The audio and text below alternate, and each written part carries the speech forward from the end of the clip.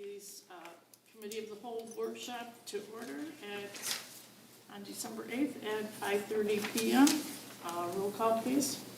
Beaton. Here. Becker. Here. Fortress. Present. Fox. Hinton.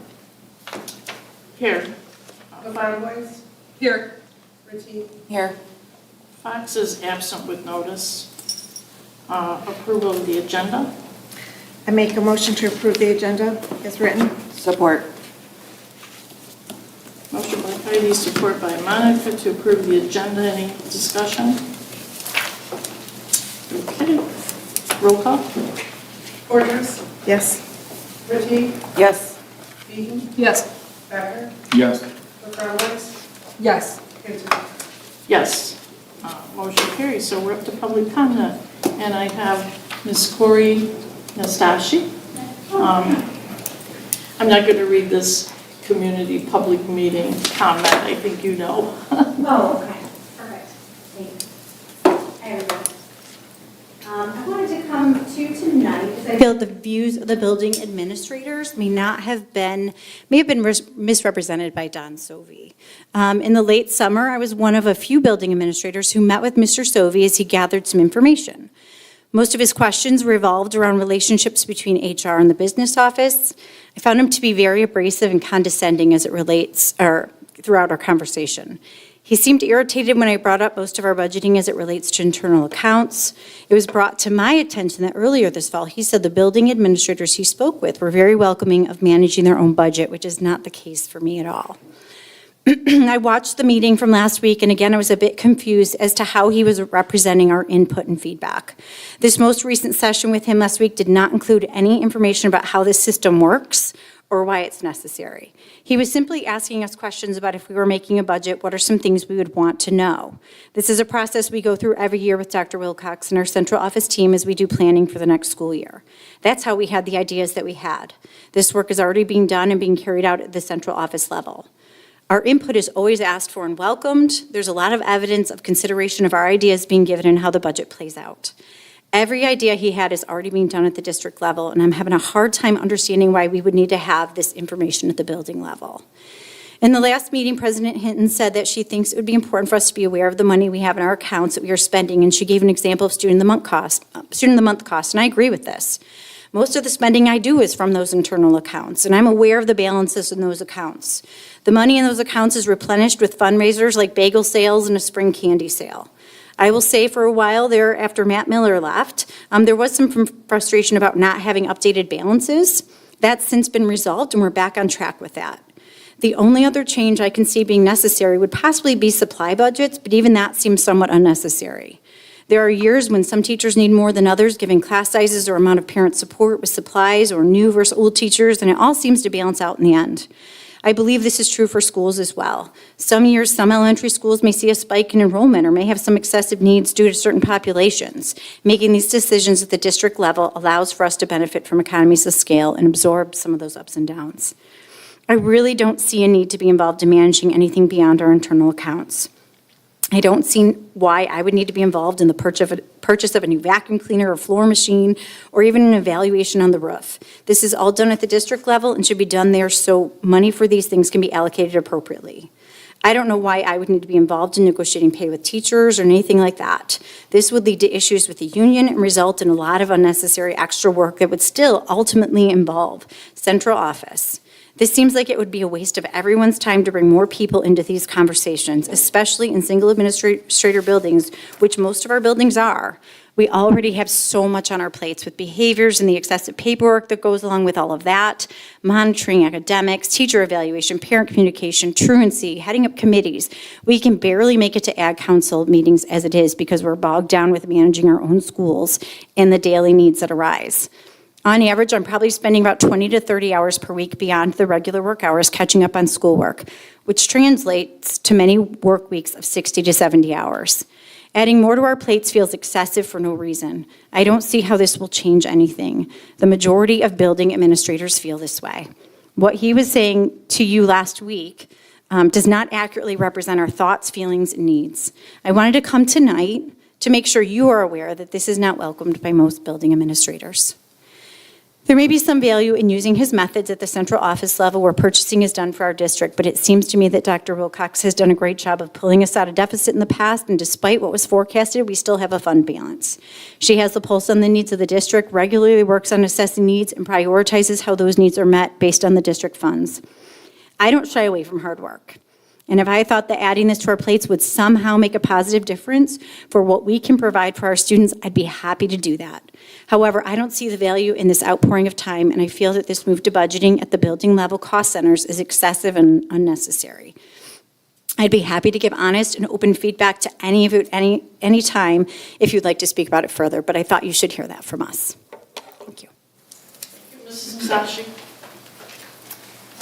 On to new business, and that's Dr. Dunnage. Good evening, everyone. So tonight's presentation is a little bit behind. You know, typically we look at this information in early fall, but we had some other things that we were doing, so we are going to bring it to you anyways. We had the presentation earlier, about a month and a half ago by ACRA.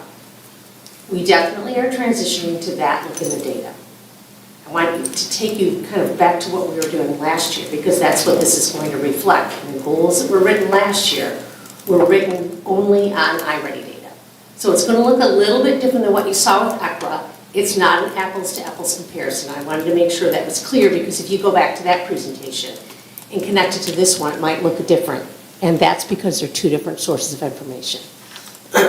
So I wanted to start out here with a reminder of our end of the year targets. And essentially last year, our goals for K-5 were to increase the percentage of students scoring mid and above grade level by 4%, with a minimum of 50% at Tier 1. And just as a reminder for the board and the audience, in iReady, there's 5 different levels, mid and above, early on. Those 2 levels combine to make Tier 1. Tier 1 is where we want our students. Then there's a middle level that would be 1 grade level below. And then there is a Tier 3 that represents students 2 or more grade levels below. So I wanted to make sure that was clear when we went into this. So we always want to make sure that our students, we have increasing percentages of students that are mid or above grade level, because that's where they need to be at the end of the school year to be on target. If they're early on in the school year, it doesn't mean that they're not doing grade level work. It just means there could be a few skills or standards that they're not understanding. So that was our goal for K-5. And for 6-8 in reading, our goal was to increase the percentage of students scoring mid or above by 4%, with a minimum of 25% at Tier 1. In addition to that, we also were focusing on reducing the percentage of students at Tier 3. That's the percentage or group of students that are scoring 2 or more grade levels below. So those were the goals that were written last year. And again, the way we wrote them this year is very focused on ACRA data. So this represents the outcome of last spring's data. This is 2024-2025 spring data. Later on in the presentation, I am going to show you the progress that we made or where we landed in the fall, so this is more coherent since it's so many months away from that. So essentially, when we look at our students in grades K through 5, students in grades kindergarten, 1st, 2nd, 3rd, and 5th grade actually met the increase, which was supposed to end up to be 29%, and that was 4% more than we were the previous spring. The previous spring, 25% of the students were there, and our estimate was to increase that by 4%. In terms of our students at Tier 1, you can see students in kindergarten, 1st, 2nd, 3rd, and 5th grade far exceeded the percentage of students hitting that 50% at Tier 1. One of the grades that we're still focusing on is 4th grade. 4th grade, I will tell you, those are the kiddos that were in kindergarten during that COVID year, and whether it's Hazel Park or West Bloomfield or Novi or Oak Park or across the country, we're still seeing the impacts of that COVID because they missed some of the really foundational years. Doesn't mean kids aren't reading, doesn't mean that they're not writing. It just means there's students that have some skills that still need to improve. When we look at our students, all of our students, not students that have been in our district for multiple years, We did not meet the target of reducing the percentage of students in Tier 3 by 5%. So we are moving on up now into grades 6 through 8, and once again, you can see we had some grades do really strong work, and the last year, which makes sense based on our historical improvements, our 6th grade really was cruising along. And if you think about what we've done the last couple of years, we have this strong 3-year literacy focus. And every year, we start to see, first year, it was kindergarten, 1st grade, the first year it started to grow. Then the next year, it was K1, 2. And then the year after that, we saw that big spike in 3rd grade. While our 4th grade didn't perform as well, they're still moving along. And then last year, we saw a huge increase in our 6th grade. And you can see that the percentage of students that in 6th grade who met that above grade level percentage, they met that, as well as they exceeded the percentage of students that we would expect at Tier 1. I have a quick question. Sure. Because I can't see it. Can you tell me what the light gray, the dark gray, and the red are Yes. in the graph? Yes. So the light gray is spring 2024. Thank you for asking that. That is spring 2024, just so you have a comparison of where we landed the year before. And the dark gray is spring 2025. The red is just 6th grade. Because what I like to sometimes do is, when you look at large groups of students, you don't always get the full story. And when we looked at our 6th grade, they had really exceeded those targets that we expected. Thank you for asking that clarifying question. No, thank you for that explanation. So, as we always do, we know that there's value in an HP education. We've seen that year after year after year after year. So what this graph represents is looking at all of our students and where they scored, which is pretty much what we just did. And then I looked at new students versus students that have been in our school district for at least 3 years. I always say this to you, I'm going to say this again. Just because they're new students and just because they're not where we need to be, it doesn't mean that's a negative about students who are coming in, or even students who come in from outside the school district. This does not mean that we're really just looking at students that come in that may not be residents. But it is important to look at the value of an HP education. We have a highly trained staff. We've got strong support in our building administrators, and we have excellent work going on in our schools. And you can see the difference. So last year, when among the students who came in new, 23% hit Tier 1, and remember, Tier 1 is where we want them, as opposed to students who have been in our district for at least 3 years. That's why it's grades 2 through 5. We had 40% of those students hit Tier 1. That is really important information because always, no matter what we're doing, whether it's Dr. Wilcox, Dr. Papazian, myself, every time we're looking, we're always asking the question, what is the impact of the instruction and the assessment and the processes and procedures we're putting in place? When students engage with us over the long term, we see positive change. When we get up into 6-8, we had less of a difference, but I want to draw your attention to Tier 3 on this graph. Tier 3 is the light gray on this graph. And notice that when we compare the percentage of students in Tier 3, new students versus the students that have been in our district for 3 or more years, there's 10% fewer students. So while we don't see as much of an impact at 6-8, which it's going to happen, we know those COVID years significantly impacted. And remember, those were our students that might have missed first, second, third foundational times in their reading development. Oops, I think I actually skipped one. Nope, I didn't. Okay. So I'd like to bring this forward because I know it's very important for us also to look at what we would call cohort data. I want to be very clear that this is not data that's only focused on students that have been in those grades for 3 years. This is all students. And we just talked about the fact that we've got kids moving in, kids moving out. So while it is cohort data and it does tell us something, it's not only the same kids like in kindergarten, first or second, third, or fourth.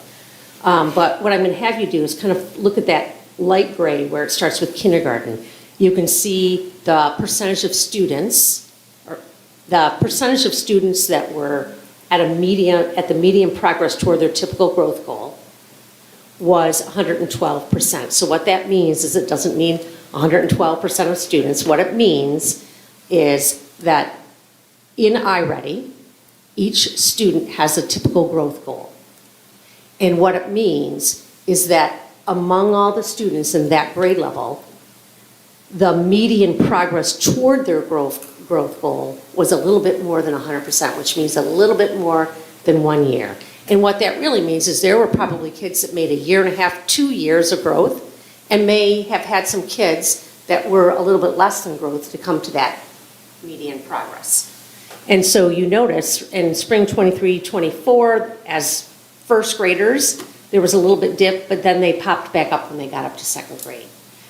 When you look at our literacy scores, while that does not happen in every grade level, several grade levels, we've continued to see that growth. Even if you look over to the right, now going across, you're going to see that many grade levels increasingly more students were meeting their typical growth goal. Like if you look at kindergarten, we went from 112, we had that little spike in 22-23, 96, and then 100%. In first grade, increasingly higher percentages of students are getting toward their median or a little bit above their growth goal. Same thing for second grade. While it's not as much of a change not as much in third grade, we've kind of leveled off there. Fourth grade, we just talked about fourth grade. Fourth grade is that year where we're really still trying to build some of those skills that they may have missed as they were in some of the very challenging learning environments. Sixth grade, we talked a little bit earlier. Sixth grade, that's probably one of the highest median percentiles that I have noted as we've looked at iReady data over the years, which means that a good majority of our sixth graders were meeting their typical growth goal. So this, I'm just going to do a little bit of a summary here. So I think it's important for us to step back when we look at this data and really talk about the impact. You know, we've had a pretty significant journey supported by the board many, many years ago when the board chose to allow us to purchase ArtCore. That also included a significant amount of professional development and coaching for our teachers. And we can see that over those 3 years, we're increasingly starting to see more students hitting those growth goals for the students that have been with us. There is a significant value to the HP education, and I think that's the messaging that we need to always be talking and always be highlighting as we support and develop and really advocate for our school district. In terms of return on investment, I'm not sure I love that term when you talk about kids because it sounds kind of far removed. But what that really means is, in short, is what we're doing making a difference. And we can see that what we're doing as we really live into this literacy journey is starting to make a difference and will continue to make a difference in strengthening the knowledge and skills of our students. One of the things that I think is really important here is to really kind of focus on the enabling conditions for sustaining, because it is really important that when we see change in movement like this, we also consider what was it that we did and what is it that we need to continue to do. One, we need to have positive, consistent messaging at all levels. That is critical to the forward movement. We need to have empowered instructional leaders. And when I think of instructional leaders, that means teachers. That might mean a paraprofessional. That means an MTSS teacher. It's a building principal. It is central office, all the way up to the superintendent. And having empowered instructional leaders is the key to focusing on sustainability. We also need the ability to stay focused on instruction. There are many things that can pull us away from instruction. As an educator, and all the educators in this room and in the buildings, our one purpose is to make sure we are doing everything that we can to support curriculum and instruction and supporting students and families in our district. Continued ongoing professional learning, we know there's been a big impact on that, and we've modeled some of that same type of work with math And we look forward to seeing those same results. I'm going to say at the end of this year, but really cruising in the next couple of years. We have to make data-driven decisions, which is really based on the work and the encouragement and the expectations of Dr. Wilcox, is how we function. We make decisions based on data and based on information about students, families, teachers, whatever it needs to be to support our work. We need to have systemic professionalism and expectations of equity and strategic resource allocations. This is one other little snippet into our reading data. We look at this every year, but I do think it's very important because it does tell us a little bit of a different lens. So once again, this information is about median progress toward their typical growth. Every student comes in the fall, they take the iReady, there is a growth expectation for that particular student.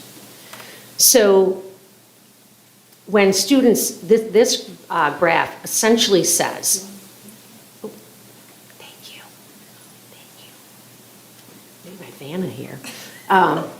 So essentially what this graph is showing is that for students that started at these levels, if you recall, I mentioned there's 5 performance levels in iReady. Mid above, early on, 1 grade level below, 2 grade levels below, and 3 or more grade levels below. What you're seeing here is the median progress by those levels. Again, it's showing what they started out as in the fall. We see most of those where at the different levels, it's about where they need to be in terms of their median progress. But one of the things that I wanted to point out is the numbers for 2 grade levels below. Students who are 2 grade levels below, we want to see them with things beyond 100 because that means they're making more than a year's worth of growth. That's a real positive trend that we want to see. Of course, we want to see all of our students making a year or more growth, but the expectation is a year. If we have our students that are below that, making that much growth, that is significant.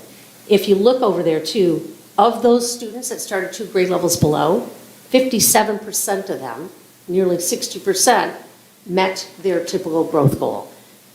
Now you're going to see over on the right, I do want to explain this. We don't really spend a lot of time talking about this, but iReady has both typical and stretch growth goals. Stretch growth goals is more than a year's worth of growth. You can see that we had about half the students meeting those. While it's not where we want it to be, it's still showing good progress. So I think before I go into math, I just wanted to kind of reflect and summarize on this data story. So last year's data demonstrates what happens when students learn and grow in Hazel Park. And that's an important message that we need to keep coming back to. If kids are here, they're having positive experiences, they're being supported by our teachers and our building principals and everybody in the system, we know that there's growth. As students spend more time learning with HP, they experience accelerated growth supported by consistent instruction. These gains reflect consistent research-based instruction. We're proud of our students and grateful for our staff and excited to continue creating a district where every learner, whether they've been with us for 3 months or 3 years, and I'm going to keep going back to that, students new to our district, it's really a promise that we have an opportunity and the privilege of supporting them in their journey in education, and that we really need to celebrate all of our newly enrolled learners as well. So I always feel like I have to say that because I never want to in any way shed a negative light on students who may be new to our school district. It doesn't mean it's the rule. It's just a trend that we see. And this is actually this year. So I wanted to make sure I nested this conversation back into the ECRA data, since our work this year is really going to be moving forward looking at the ECRA data. So what I did was I pulled the fall. This is reflective of our fall iReady data. And so essentially when we wrote our goals for this year, what we said was we wanted our students to hit the proficiency benchmark of 17%. And remember, this ACRA data is not one type of data. It includes M-STEP data, it includes iReady data, it includes all of a student's historical data, and based on all of that, they make a projection. So again, those numbers are going to look a little bit different than what we may have done in the past. And you can see, green is good. Essentially, green is showing that we're making the growth that we expected to make. That's a real positive piece that we were able to carry that over into the fall because again, we want to see some of that growth that we had in the spring sustain. And essentially, we said we wanted to meet the proficiency benchmark of 17%. And if you look down at the bottom of the screen, the average percent met benchmark right now is 17.13%. That's a real positive as we move forward and really start to look at this ACRA data. One of the things that I think is important, because I know when we switch from iReady to ACRA data, it's a little bit different. But one of the positives that I know this board has always wanted to know and as wanting to understand is what does it look, cohort data, how does our historical data, does this really encompass the entirety of a student? And ACRA data does.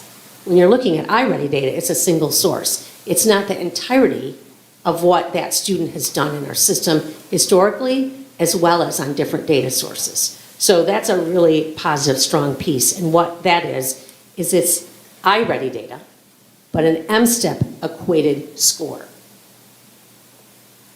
Before I go into math, what questions might you have for me? My question is, why are we using the median and not the average or the mode? So the median, so that's actually just a measure that iReady uses. That's a quick dip into how students are performing. And I've asked that question before. And for iReady, basically their statisticians feel that's a better, more accurate number to look at, taking large groups of students to look at the median growth. Because remember, and you're probably thinking the way I do, looking at one single data point when you're talking about large numbers of students really doesn't tell you the whole story. When you think about a student, you really have to look down into the individual. But in terms of iReady, what we get from iReady is we get proficiency, and that's what we saw in those first few screens, that was proficiency. We get a growth goal, progress toward their growth. And that's just the measure that iReady uses to take 200 kids in a grade level or in a district to give us a data point to measure, are we making a difference year over year? The median is the one that's used? Pardon me? The median is used as one data point. In iReady, there's proficiency data. That's what we looked at on the first couple of screens.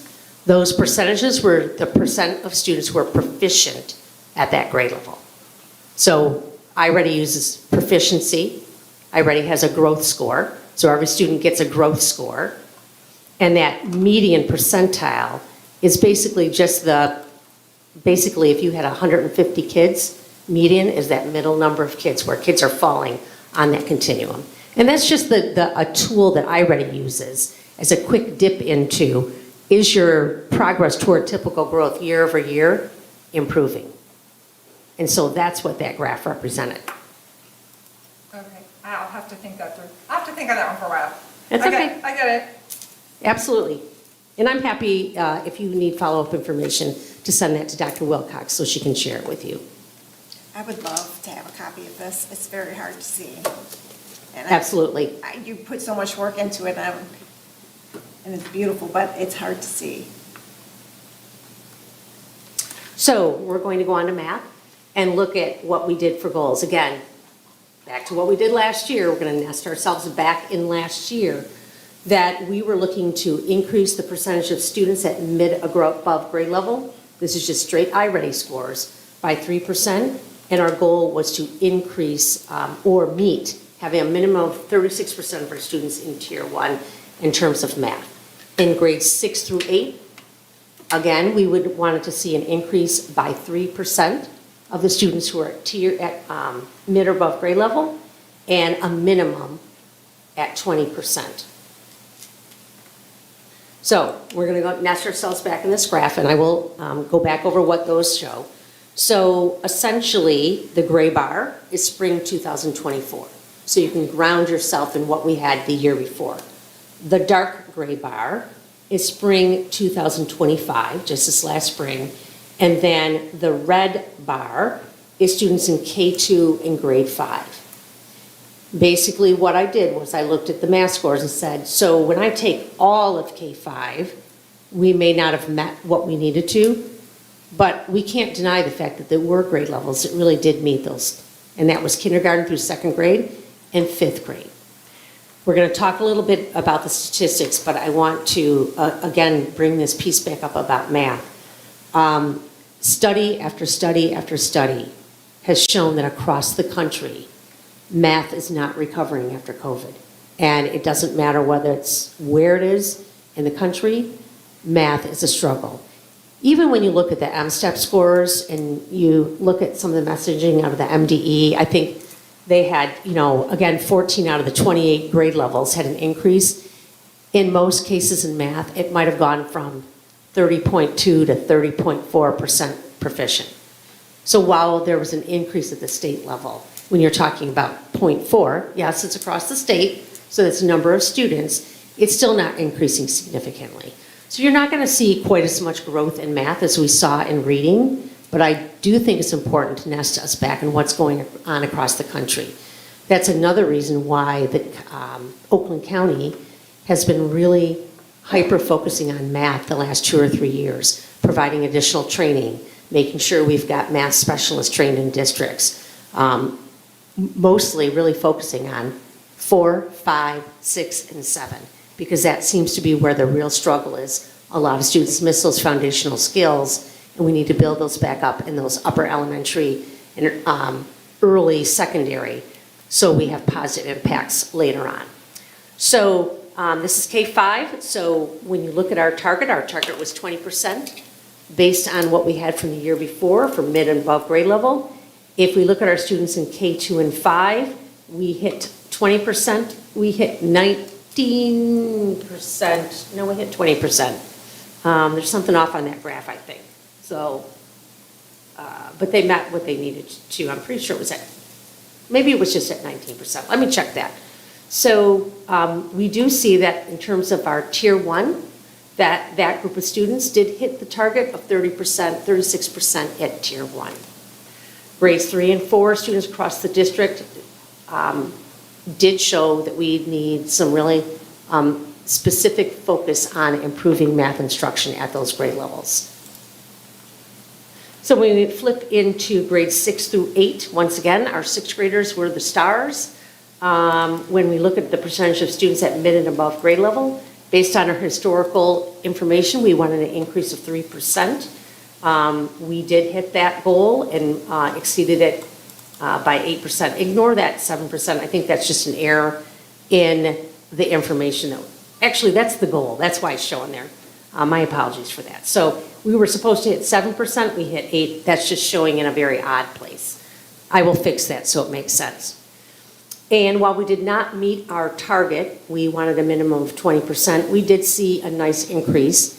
In the spring of 2024, we had 11% at tier 1. In the spring of 25, as an aggregate, grades 6 through 8, 14% were hitting that tier 1. And then when we look at our 6th grade only, 16% of those students were hitting tier 1.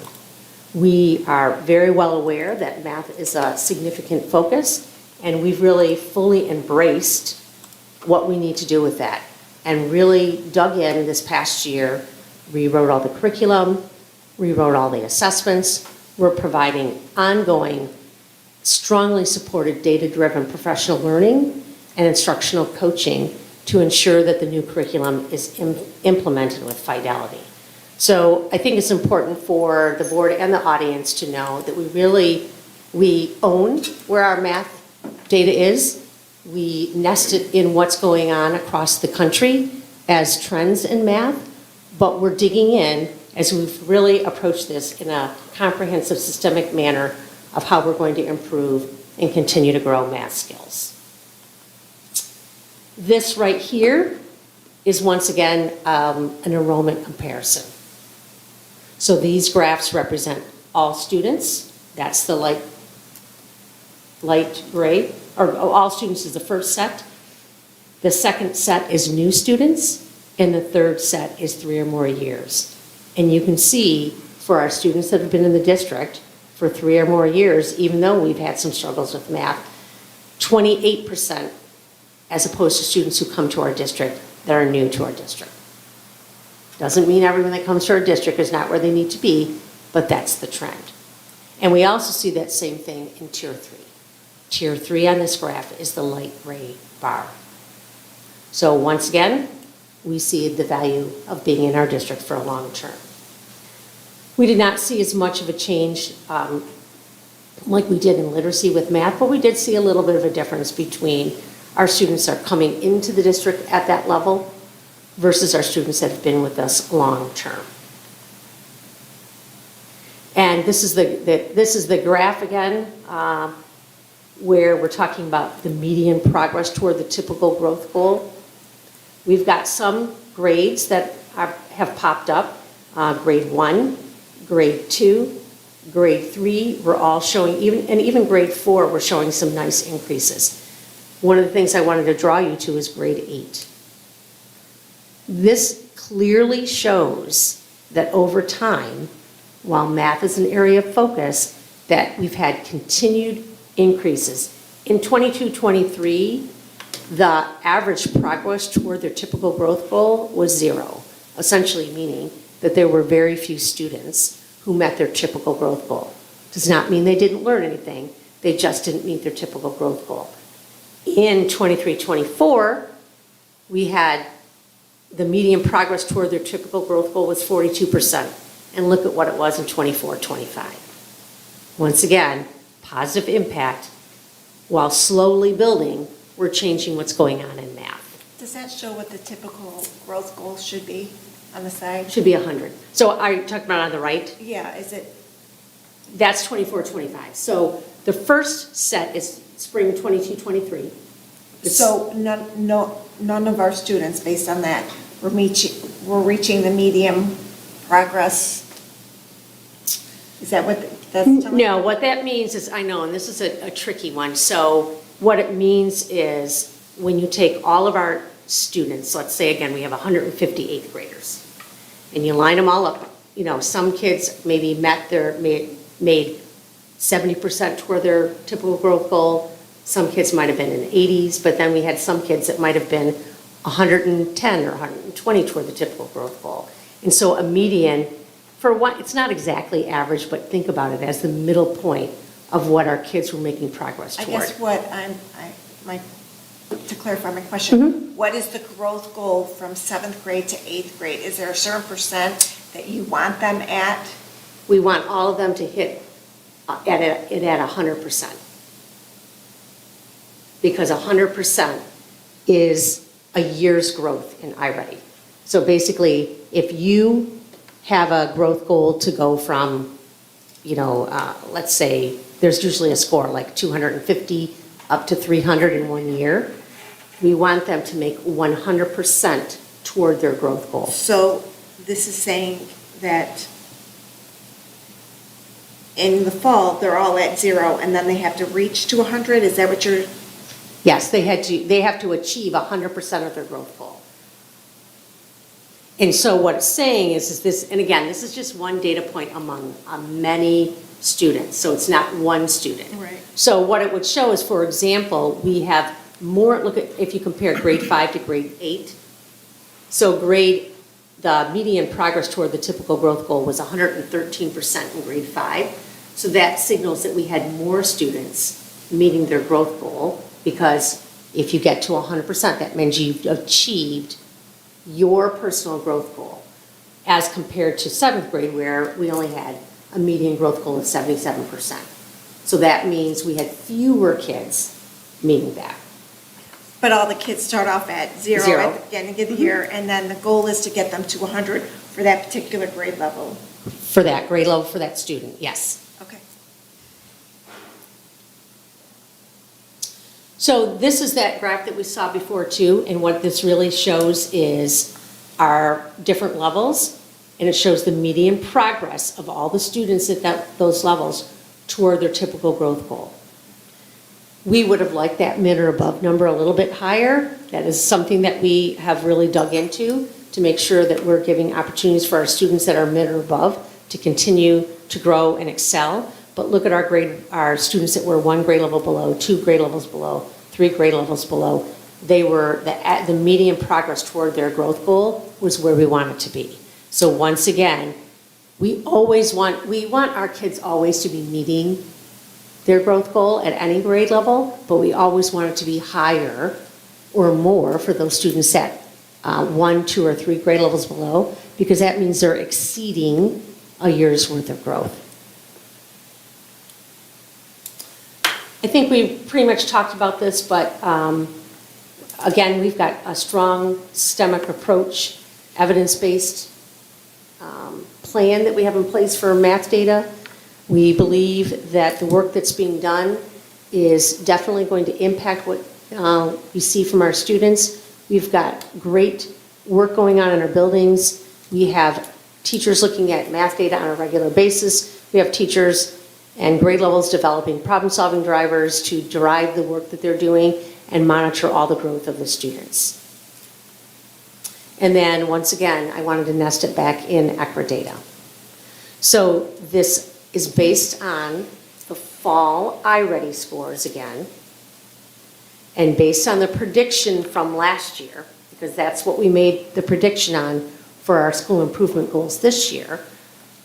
It was estimated or projected, usually ECRA is doing projections, that our proficiency benchmark would be 11% of students. And if you notice our average benchmark, and I checked these data points because they were so close to the actual number, I checked them over and over and over, and that is exactly what it was, that based on our fall iReady scores, we are already at an average of 11.13%, which is really what our target was. So what this data really shows is that we are on track.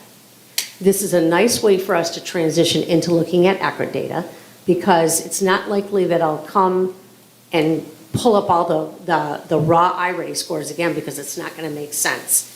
We look at those on a regular basis in our schools, of course, because that data drives the work that I do, it drives the work that Dr. Papazian does, it drives the work that our building principals and teachers do on a daily basis. But when we're measuring at a large scale aggregate level, the ECRA data is giving us a better look. It's also nesting us in our own personal historical data that we need to be looking at.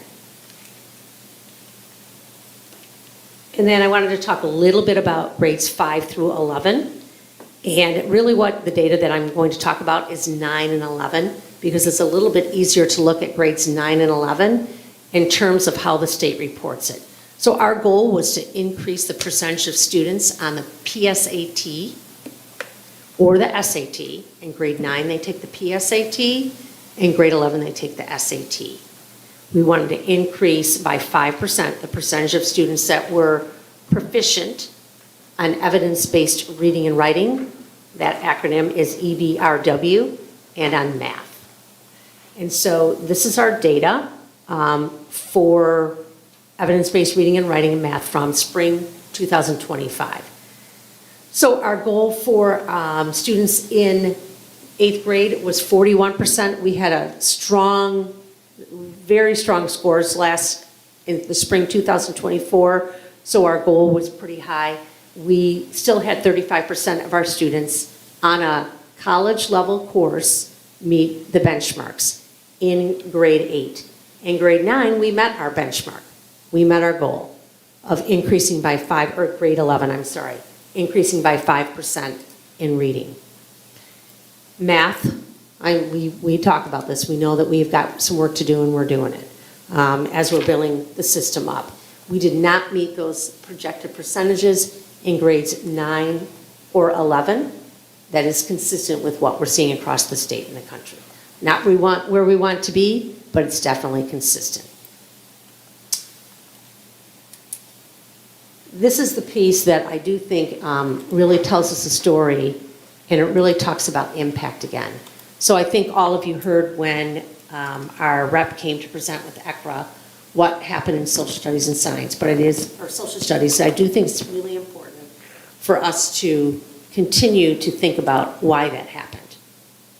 In 23-24, there was a comprehensive rewrite of the social studies curriculum with an eye on making sure that it was comprehensive, it was deep, it was systemic, it was scaffolded from K-12, and it was rigorous. During that school year, or during the 24-25 school year, we had coaching related to that. In classroom, embedded reflection on looking at the curriculum, understanding the curriculum, and making sure that we were coaching. And we see the outcomes of that. So on this graph, I chose to look at it in a little bit different way. The bars represent 22-23, that's the light gray bar. The next bar is 23-24, and the bar after that is 24-25. That first section is grade 5, and so you notice in 22-23, 7% of our students were proficient in social studies. In 23-24, 5.6. In 1 year of really digging in on curriculum, our 5th graders grew to 13.6% proficient. That is a significant increase in 1 year in the area. So, go ahead. So are these the same kids, like the 5th grade is the gray, the 6th grade, and then the same kids in 7th grade? No, this Or is just so 5th these are grade. just different groups of It's just kids? 5th grade, yes. The first group is our 5th graders over the years. Okay. So the next set is our 8th graders. So in 22-23, 5.5% of our 8th graders were proficient in social studies. In 23-24, 9.1%. When we hit last year, it hit 20.3% proficiency. That's a significant increase on a state level of assessment that you very rarely see. You know, your state level assessment data might go up by 1%, 2%, 3% the next year, not more than doubling. The next or last set of graphs, bar graphs, is for 11th grade. What a nice steady increase for our 11th graders. And the reason why it's only 5, 8, and 11 is that's the only year that we test social studies, in 5th, 8th, and 11th. So once again, we see in 22 and 23, only 11% of our 11th graders proficient. We popped up to 5.8%, and then last year we hit 20.7%. What this really represents is high-quality curriculum, embedded professional learning, and giving kids an opportunity to engage deeply with the content. I wanted to make sure also we nested this in our ECRA data because this is important that we understand how to think about this. This is the ECRA data from last spring. It's taking those social studies scores and putting them in the lens of M-STEP equated ECRA data, which pulls in all the historical data on all those students that are in that group as well as what we've done as a district. This, the change in 5th and 8th grade, and in particular, look at our 8th graders.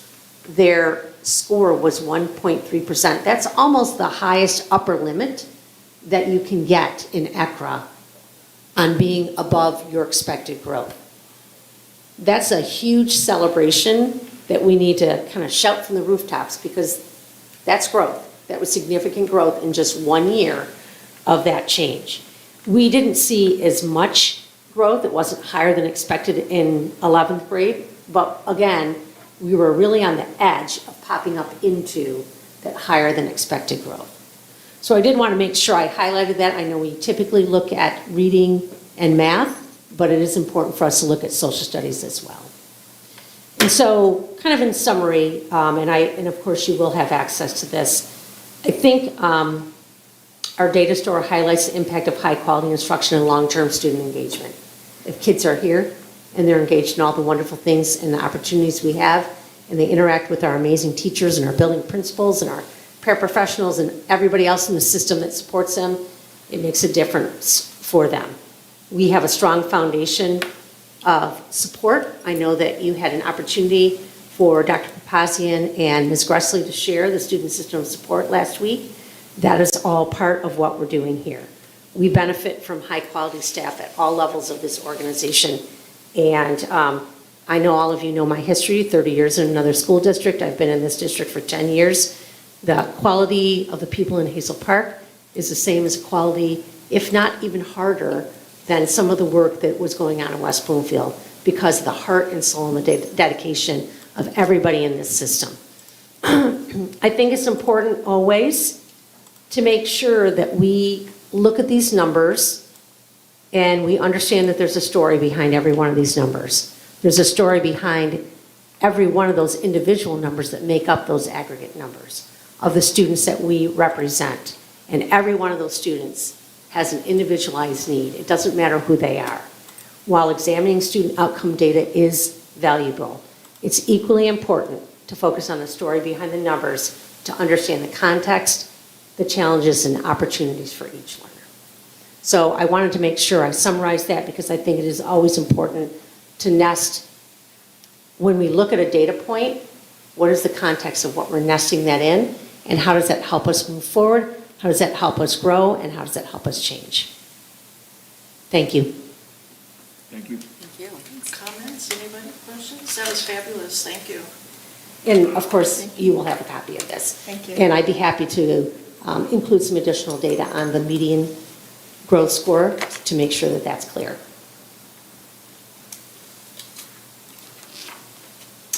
Okay, next up is the district console. And I would just like to propose that we not entertain this conversation or moving forward, as this was written 10 months ago when we had a zero fund balance, and the reason given is money, and we now have a $1.2 million fund balance, so I believe it's outdated. I don't think it should have waited 10 months to get here, so that's my point of view on this. I believe that unfortunately we have plenty of counsel anyways. We have plenty of people that are hired to do things, and as much as I respect our district council, I believe that this needs to move forward as we are trying to grow that fund balance as well, and this is going to help that. I'm going to just do a point of order. You're discussing something before something's moved. You don't move, this is Oh, committee you're of the correct. whole, we don't move. Oh, you're right. You're absolutely right. We do have a lot of council, so I would be interested to see what each of them, like a job description, even though they don't technically work here, but what do we generally use them for? Like, so we're using Miller Johnson for policy. What does Clark Hill do for us? What does Turin do for us? What does anybody else on that list do for us? And what does our in-house counsel do for us? Just to make comparisons, because I believe when he was hired, it was to give him, so we use the outside counsel a little less, I believe. Yeah, I would like to see that too. That would be a good analysis to see how much our council was when he was hired versus what it is currently, and see if that was a cost benefit. Because I know at that, 3 years ago when he was hired, that board, which I believe Ms. Ritchie was a part of, was 100% in favor of this position. So We didn't have all of the other attorneys we currently have and all the money we were spending on them. that's exactly month why and I month said and I month. would like an analysis. So I'd like to present the conversation, if I could, please, and that is, last year, when cuts were being discussed, my understanding is this proposal was brought forward, and Dr. Cost was a part of this. I've not spoken to her directly, but I've spoken to my team that it was a recommendation in the cuts of the team. Since I've returned, I've had this conversation several times, as the cost benefit is not one that we believe is full-time. If the board wished to have that person hired, have that counsel at the table here, like it was in the past, or something along those lines, but the position did not do what we had hoped it would do. And I've had that conversation as well in your weekly updates. And so as we look at, we cut positions in central office and people are doing multiple jobs, I cannot not bring this forward as we have an individual that is not able to do those items in the same manner.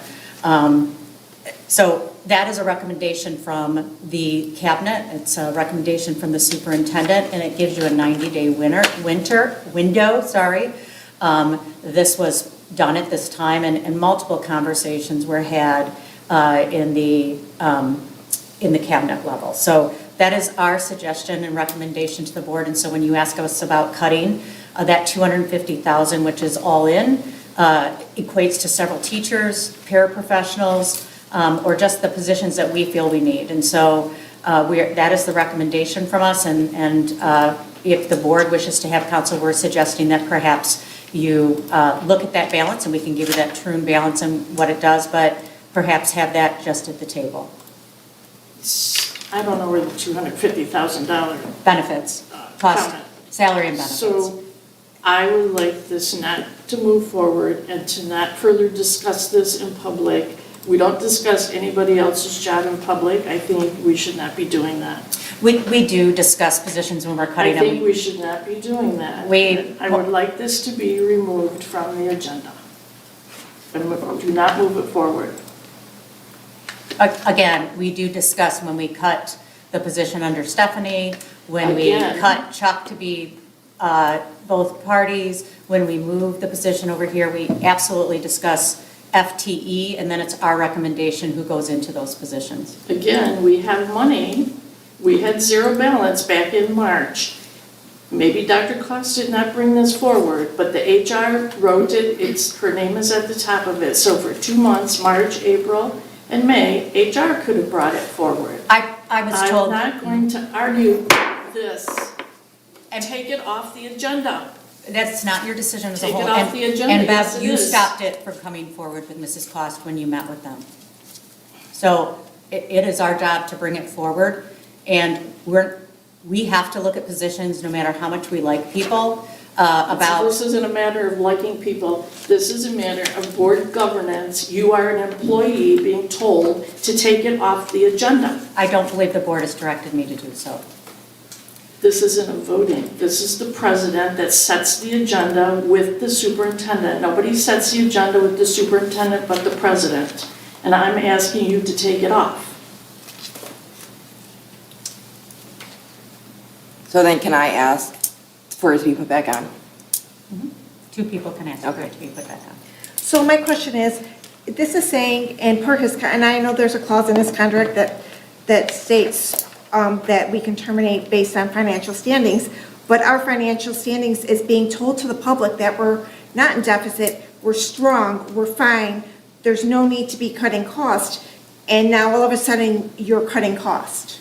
So I think I feel that it's misrepresenting.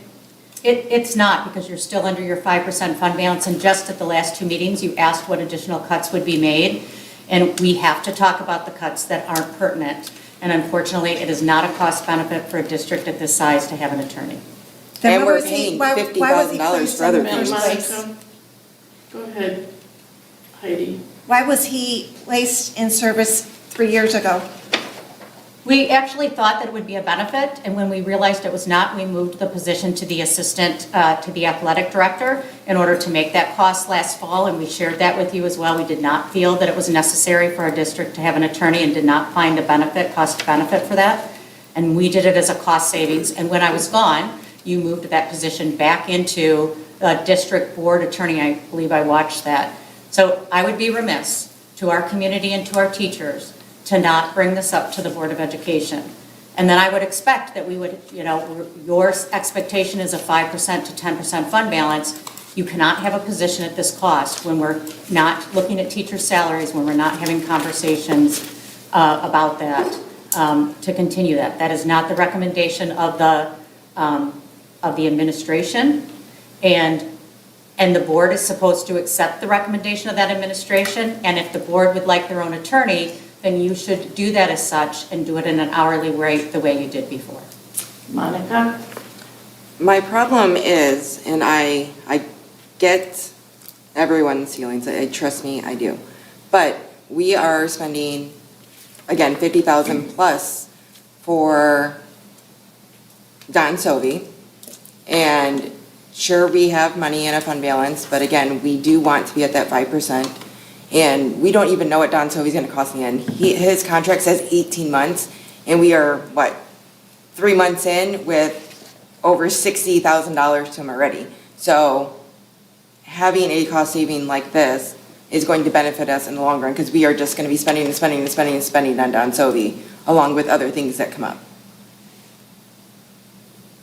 Anyone else?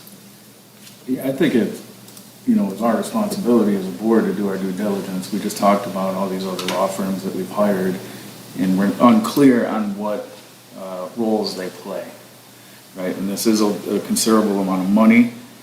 I don't know,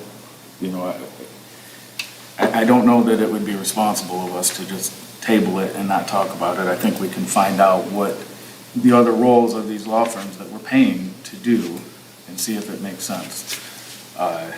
Because we do have, under our 5% fund balance, we have a plan of action from Terry Cost. We have all of the stuff that we need to do. So are we in a better state financially than we were, where we had the perception that we were? Sure.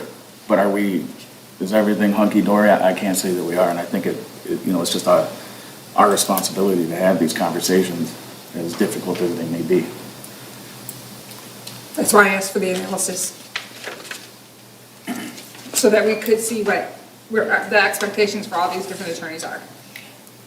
I would like to see the cost comparison too, how much we had, we're spending maybe like 4 years ago before this position was in play versus what we're spending now in outside legal and how that factors in. I think that's fair. Okay, so we'll bring that to you next week at the regular meeting, along with the recommendations. Is that enough time for your staff to get that together? No, but we need to move on this because you have 90 days and you have to, this should have been done before. I've been bringing it up since June when I came back and the board brought to this in the meeting, and I've shared it in my weekly updates, and you have 90 days to go out past that. And so we believe it's pertinent to move forward in that manner, especially as we're entering into negotiations. You have to think about that salary pays for the raises for your custodians, your teachers, or not your teachers, your paras and your secretaries. And at a rate that we've been receiving before, and you need to listen to the cabinet on their recommendations of positions. We do not have to accept all recommendations. That's the point of the meeting. The committee of the whole is to discuss, and we never have to accept the recommendations. Of course, it's smart and it's cooperative, but it is not mandated to accept the recommendations. I look forward to sharing with that report and sharing what we have Mr. Patterson currently doing versus the others, whose capabilities and our skills at what, and why this is a recommendation for the board. Okay, his contract also says that he has a right, when it's terminated, to have a meeting with the board. So we're eliminating the meeting with the board? I don't think we're telling him he can't have a meeting with the board. No, but I believe that it's different because he's not an administrator. And that's why notice can be given in the way that it's given. It's in the contract. This is his contract, to provide him or her with the opportunity for a meeting to discuss said reasons before the Board of Education. If the district is considering termination of this contract as provided above, the district shall inform the administrator of the specific reasons for said consideration of dismissal, and shall provide him or her with the opportunity for a meeting to discuss said reasons before the Board of Education. Yes, that's what's in the administrative law for administrators. That's And I his- believe that That's his contract. It has his Mrs. name on Kale's it. got a different direction. Well, if that's in his Mrs. contract, then we provide him with that opportunity. Nobody's telling him he can't have a meeting. The information is the law related to certified administrators, not related to other central office staff that don't carry a teaching certification or administrative certification. Okay, I'm not going to debate this further. I don't know if he is a simple employee or what you just called him. These papers say he's an administrator, so. He's not. And Moving on. I believe that was explained last year too, because I listened to it from home. If you could find me the video of the board meeting explaining that, that would be great. I think I'm the only person that voted against him when he got the job. I said it wasn't personal, but I didn't think it was a position we needed. And now I think that we do need it. I think it's being unfair of what's happening. People have left, we're saving money because we're not replacing those people. They've retired or they've resigned. This is a person that has another year contract. So, Does he have another year, or is it a 2-year? It was 2 years in June? he has one more year. These come up again in March to add the other year to keep it at 2 years. Okay. Then if we're eliminating positions like this, and if we're in a cost-saving measures, then I think this board needs to really take a hard look and maybe do a pay freeze this year and no raises. If we're at that point. where Well, the board eliminating needs to discuss negotiations in closed session because you're negotiating every single one of your contracts. But you're absolutely correct. You asked us if there were positions that were not needed, as we do every year, as part of zero-based back, that we've done staffing every single year. And this recommendation was done last year. There were 2 board members that were in a meeting with Mrs. Cost and Jamie, and there's been individuals with me that have also been in meetings as well. And this is a difficult situation. I've been honest and upfront with this position. I've been speaking with them since June about this. And so it's well aware, it's nothing that's been under the carpet, but it is a recommendation. We need to put our money towards our kids and the staff that are doing the hard work every single day. And right now, this position is doing FOIAs, and this position, it did do safety meetings as well, and is coming to board meetings. And I believe you could have a cost savings by doing it hourly as such, not paying benefits, retirement, and the $100,000+ a year. Okay, superintendent evaluation timeline.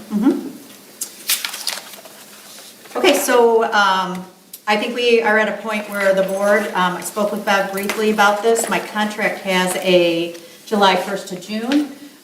It was recommended by Brad, this would be a great time to transition from January to December. And so wanted an opportunity to have a conversation with the board about what your pleasure was regarding the evaluation.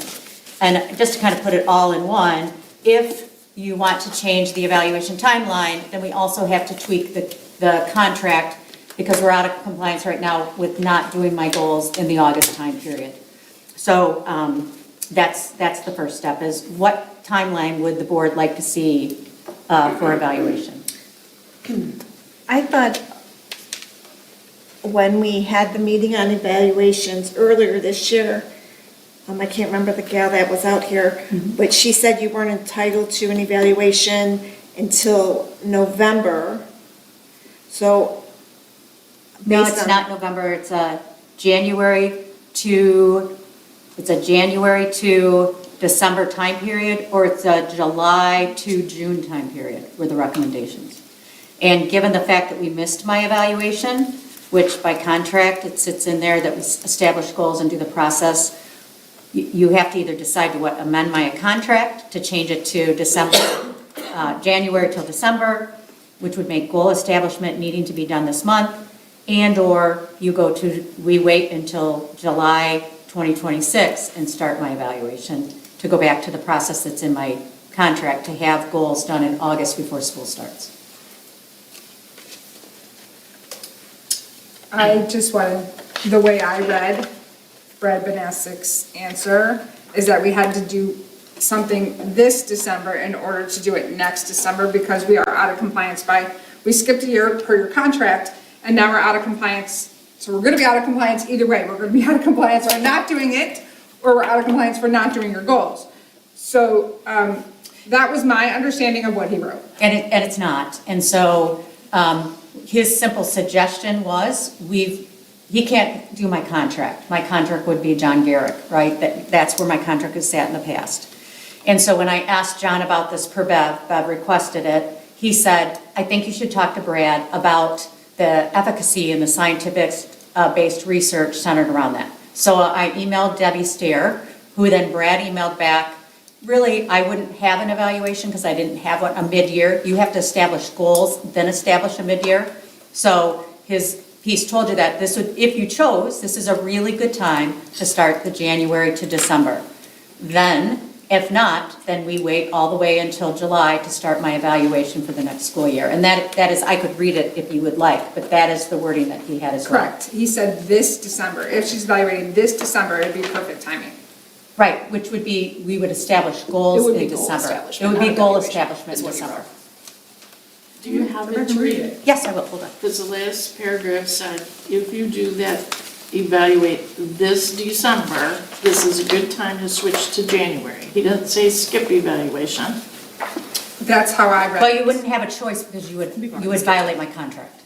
So you've missed the first part of this. And so our rectification, we discussed rectifying this by having it, hold on, I'm trying to get his email while we're looking. I shared with you that Rod Green, when I took the workshop, said we could not go 18 months without an evaluation, that we needed to do one now. And then, I forget how I explained it. But Brad's the attorney for MASB, which is why we did that. Okay, just read it. He said this December. Hold on.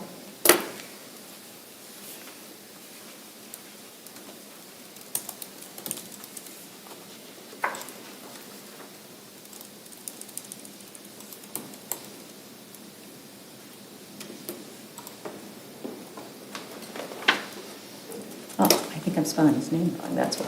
Why is it coming up this way?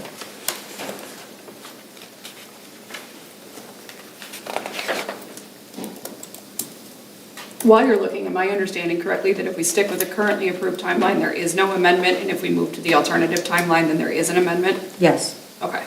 There were too many dates that were floating Says around. Debbie forwarded your evaluation question to me, and my evaluation is, Dear Penny and Debbie, on August 4th, we were fortunate to have you come and train our board on superintendent evaluation. I was asked to reach out to our attorney firm to find the legal guidance for the following information. My formal evaluations were highly effective. Last year, I was not evaluated as it was a skip year due to the 3 HEs. Which is highly effective for the community. My former evaluation cycle was from July to June. All of the board was trained in August. We have not met with the board to develop goals. It is November. We had discussion regarding moving to January to December evaluation time period. President Hinton returned from MASB with the understanding that we need to set goals now for the next few months and do a mid-year. Given that School Advance was developed by MASB, can you please advise us as to the research-based guidance on what the next steps are? I have contacted our attorney per the request of President Hinton, and their response was that they do not see that this is in the law and are requesting that I reach out to MASB given the rubric. This does not include language in my contract, just guidance on the process. Thank you. If it's easier, please call me. Hi, Amy. Debbie forwarded my evaluation question to me. The amended MCL 30.12949B requires that school districts' performance evaluation systems to include a mid-year report for the superintendent. A mid-year progress report must only be completed in the years when a superintendent is evaluated. Thus, a mid-year progress report is not required in a non-evaluation year when the superintendent is being evaluated biannually. For the purpose of the mid-year progress report is to gauge the superintendent's improvement from the preceding evaluation and to assist the superintendent to improve if needed. If a superintendent is on the July to June evaluation cycle, the mid-year process would occur in November or December. In your case, because you were not evaluated for the last school year in June, you are not required to have a mid-year progress report this November or December. In my opinion, this would be an ideal time for your evaluation to transition to a January to December cycle. If your evaluation is concluded this December, then your first mid-year progress report would be due in June, which makes more sense for specifically performance goals that cover the remainder of the calendar year, which is the timeline for your goals associated with the superintendent's mid-year report. I hope my perspective on this issue is helpful. Please let me know if you have any following questions. So therefore, I do not need a mid-year. And his suggestion is if we wanted to change to January to December. Otherwise, you would not be able to evaluate me this year, as my contract allows for the goals to be set up ahead of time, and it would be a violation of my contract. I've prepared goals for you to consider for this December and to change it from January to June, but you would have to amend the contract inside of the areas that I shared with you that states that those goals are done before the school year starts. He's proposed the January to December timeframe. It said if you were to be evaluated this December. So that's how I What do read you it. mean, if I was to be evaluated with December? It does not, it says. Okay, I'm just saying, that's how I had read it before. Oh, okay. And so, why bother opening the contract if we're doing it, we'll just wait. That's my opinion. So then we push off goal establishment until June 2026. Yes, we got a lot going on right now anyways. Okay. I feel like Brad's recommending it and he is counsel. I feel like we should probably look into it. I mean, I want to be real clear, I'm not looking for a contract extension if that's what your concerns are. I was just clarifying that the language would no longer be, and put you at a risk as well for not following my contract. Listen, you don't want to evaluate me till next year? Hot diggity dog. I'm That's just less- saying we got a lot going on right now. If he says that we can do it, then we might as well just skip it and wait and not open your contract. his and just do recommendation it. is not to do that. His Yeah, recommendation I- is to do January to December. That's how I heard it too. I thought I heard if that we choose to do that route. Let me read it again to you. If the superintendent is on a January to June evaluation cycle, which is what I'm on, the mid-year progress report would come in November or December. In your case, because you were not evaluated in the last school year, you're not required to have a mid-year progress report. What he's not reading is my contract, which requires you, and again, should be something that's handled before we come to here, but in the evaluation, the superintendent's performance shall be evaluated by the board in accordance with 11249B of the revised school code. If the superintendent's been rated highly effective for the years prior, July 1st, 2024, or effective on or after July 2024, on 3 consecutive annual evaluations, which I was, the board may conduct the following evaluation biannually instead of annually. However, if the superintendent is not rated highly effective or effective on one of the biannual evaluations, they shall be provided with annual evaluations, such as in compliance with 12949 revised school code, which includes the assessment of the progress towards the goals, whatever. The board will request by the superintendent to meet with her to discuss her written evaluation in a manner that's consistent of the requirements of the Michigan Opens Meeting Act. The Board of Education and the superintendent shall meet annually prior to the beginning of the school year to discuss and determine performance standards for the said year. So that is what would need to be changed.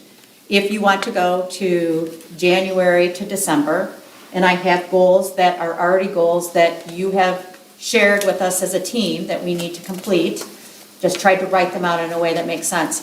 If the board wishes not to evaluate me, I think what John said is he doesn't see it anywhere in the law that says, there's some person that's coming out after superintendent evaluation, I'd be rated highly effective for an additional, effective because there's no highly effective in the system, I'd be rated effective for an additional year, which is the highest rating. You would give the $3,000 and we would move on. So under the new law, you have to be evaluated every year, right? No, you do not. When you have, it's the same, pretty much the same law as it was before.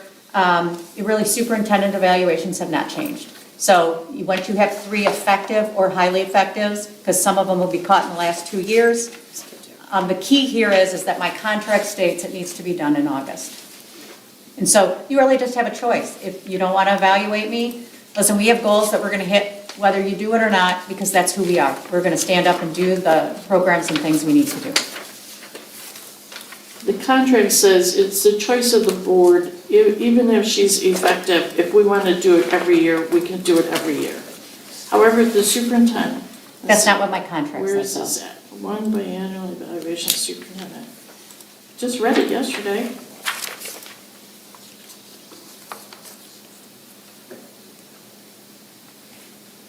I should have highlighted, I'm not seeing. It says may conduct the following evaluation biannually instead of annually.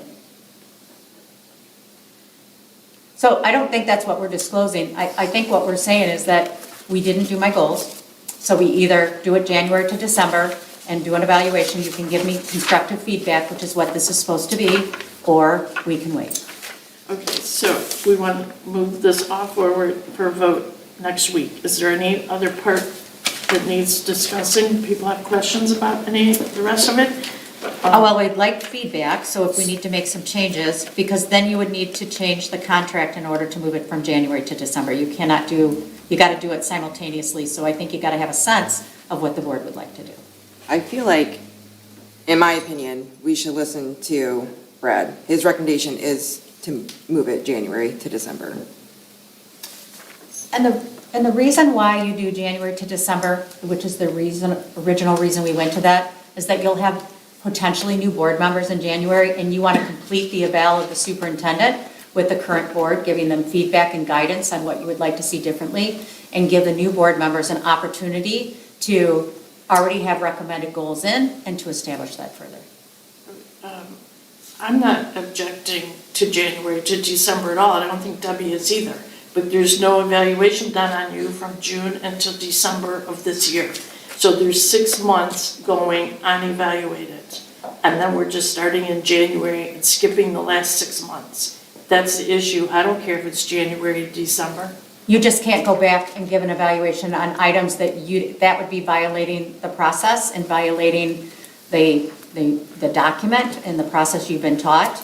And you can't go back and say, oh, by the way, now I'm going to evaluate you, but I've not set goals with you. So is there anybody else have any comments here? I just have a quick question. So are we, when it comes to the board next week, are we voting for January, December, or are we voting to pick one? Well, we're going to vote to open the contract. Well, I'm asking your guidance on which way, which is why I wrote both of them in here for discussion at this meeting, because you really wouldn't discuss that at the next one, right? You need to give guidance on which way you'd like to see it. One is status quo, the other, moving from January to December requires an amendment.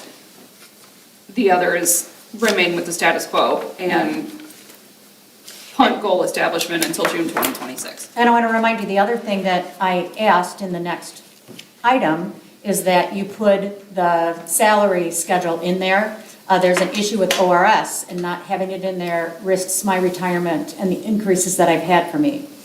Seeing how I'm in the retirement pipeline, I could retire now. I would prefer to finish out my contract.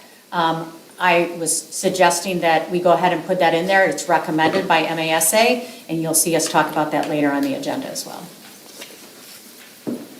What else can we change in the contract? Anything we want? Can we add things? We have to negotiate it, yes. And if that's the plan, then this board should probably, before next week, have a session with me and/or talk now about the kind of things you'd like added into the contract. And we'd have to negotiate. My suggestion was simply to change what I knew needed to do for protection of you guys to following the contract. Okay, nothing? All You know, right. I remember when we had the board workshop, and she talked about the benefits of doing it from January to December. And I think those make sense. You know, it seems like a lot of the schedules with the school don't line up with reality, right? You know, elections take place, a newly elected board member would come in January, midway through the process. So if they could be part of that process all along, that makes sense. I think either way, we're safe. I mean, I don't want to proceed where we put ourselves in jeopardy by not doing the right thing or not following the law or following the contract. We're behind the 8 ball, right, because we missed a lot of time. So we're kind of behind. I just want to make sure that we don't do anything that, you know, jeopardizes our position as a board. So it sounds to me like we're all in favor of doing the December to December It's format. January to December with goals approved. In this month. December. Yeah. Is that the case? Is everybody in agreement with that? I think so. Okay, so what I might recommend is having Dr. Wilcox work with Clerk Hill and redo her contract with the correct terminology, send it to the board to review, and have us look at it and see if there's anything else that we want to add, delete to it, or discuss that we may need a closed session for. I am not willing to go into closed session for it. I want it done in the open, please. Okay, You can't do your contract in closed session. okay. Yes, you can. You can have discussions with your superintendent about the contract. You have to approve it We in can't open approve it. session. Okay, so maybe we'll. We cannot do her contract behind closed doors discussion. Okay, then maybe see the changes that she wants to happen before next Monday's meeting, so we're all in alignment, or we table this until we see a copy of it and see if there's anything else we want to add, change, or keep it as is. Are you suggesting January, we just do the whole thing? And it will not be effective. No, it needs to be done before, according to what Dr. Wilcox is saying, it needs to be done before we vote on changing, because we need to vote on the goals. Yes, next week. Yeah, it's Correct. next week or it's June, because we have to, in order to amend the contract to change the timeline, we would immediately So put ourselves out of this- compliance if we didn't have goals in December. Right, so it sounds like it's a hurried thing that needs to happen. And all I'm saying is, maybe we can see the contract changes before that. And I guess I would need to know if there's items that you would want changed to that contract. If there's areas that you would like me to address with John Gehrig, I think now is the time to share some of those concerns that you have with the contract. Well, I'd like to see the updated contract before, The only update's gonna be January to December, and there's possible this salary thing. well, obviously, he's probably gonna change your name. He would probably change my name. He probably will change, I think there's been another change in the law about the evaluation, that how you can, I'm not using the right words right now, I'm looking at you, Jimmy, about your ability to appeal an evaluation is what the change in administrative law is. And then I think that all this highly effective stuff is gonna come out. Yeah, there's a section already in there that closes that out, and so we would take that language out, yes. Yep, and I'd like to see how that is formatted in here. Wouldn't the administrative law supersede the contract anyway? Yes. Okay. The administration what? The administrative law would supersede the contract Yeah. anyway, because But we would can't- clean up that language Yeah, that was I approved think afterwards. that's what I wanna see before we, I'm not looking for any major changes in length and time or whatever. I shared that with President Hinton as well. It is, at this point in time, it's my intent to retire in June 2029, unless I suddenly have an incredible burst of energy to go forward with that. I'll be 62 years old, and my grandchild will be getting older.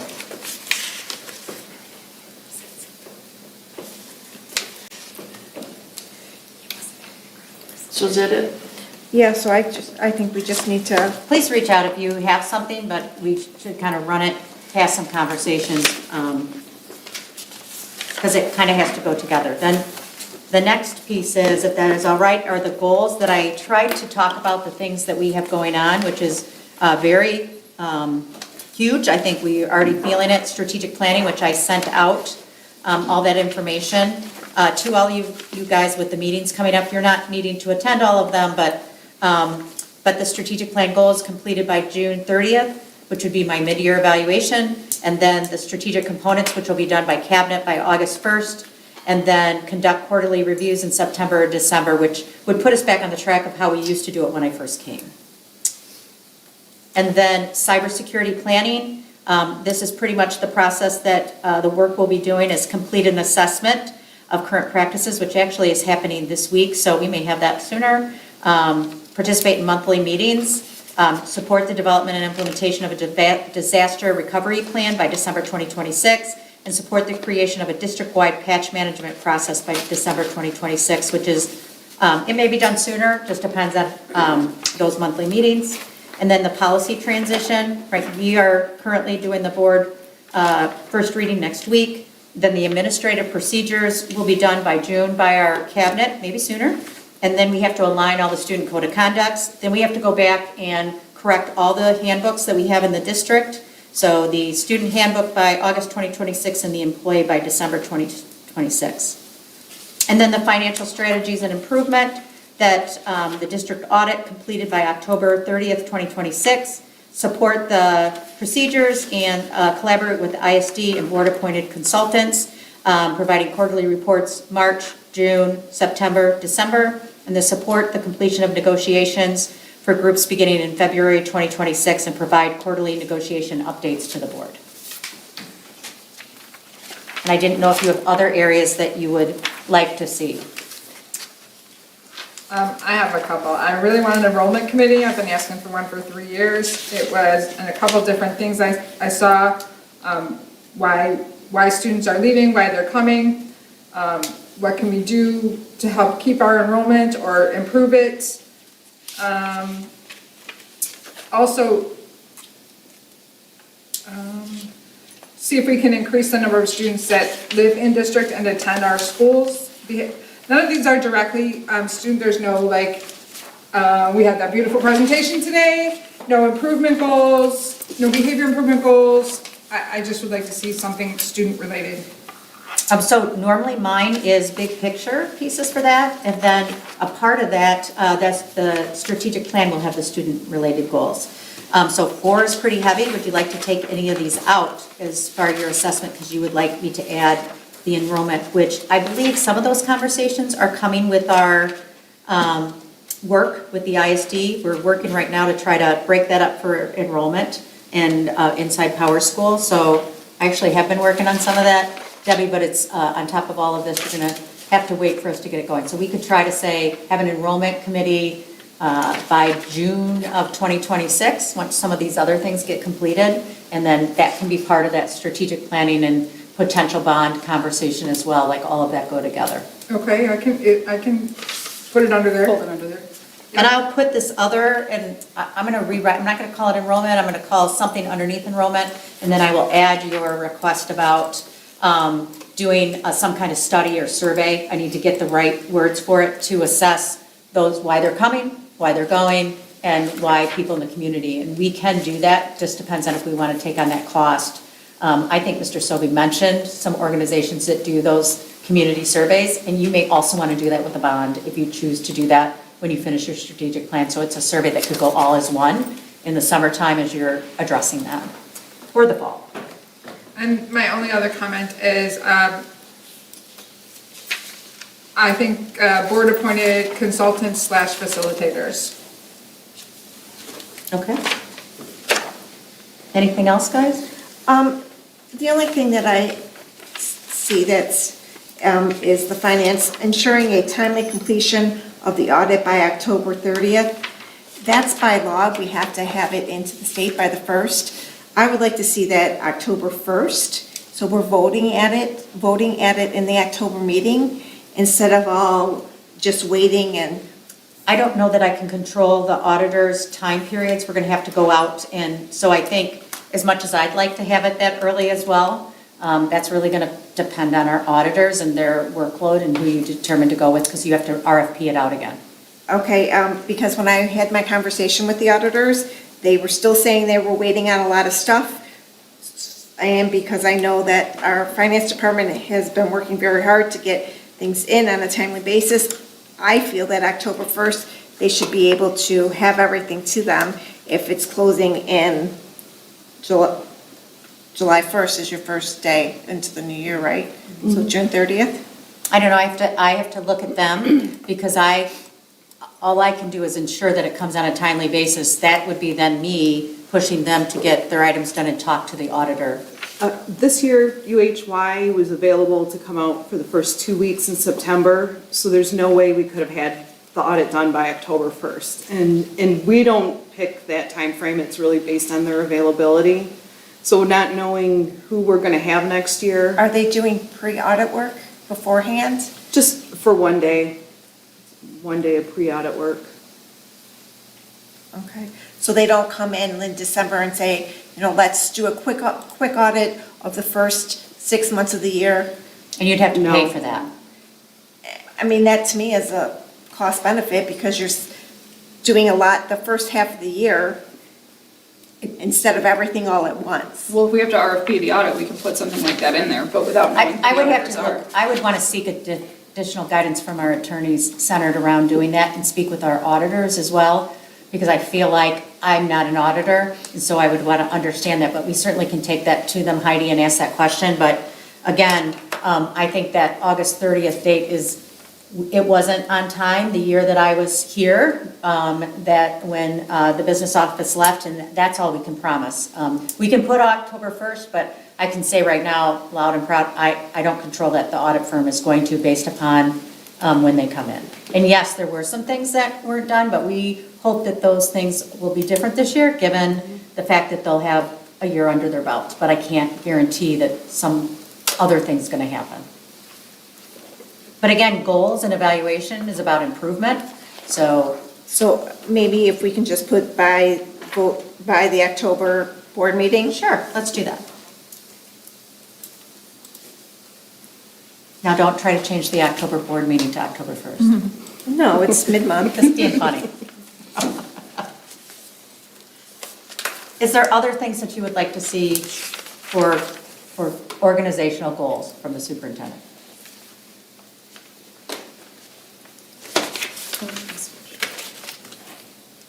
Looks like no.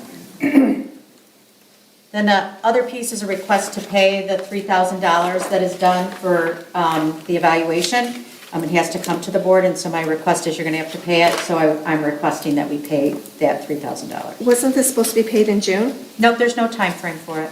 I thought it said it had to be done by June. It has to be done by June, yes. So it should have been done in June. Oh, I got one in June. This is for this school year. So after your evaluation is done, then if you get an effective, but we will not be evaluating me for the 24, 25, 26 school year. So the $3,000 will have to be given for this year. Then the next one would be next year in December time period. So that's also going to change in your contract. No, it'll be the same. It just won't say by June. It still could be at the closing of the school year if that's what you choose to do, So but you got it in June of this year, which is, for last year, and then you're getting it in December of this year. and then December of next year. Okay, so that should change, that writing Sure, should change in your contract. you can do Because it that. currently says June. Okay?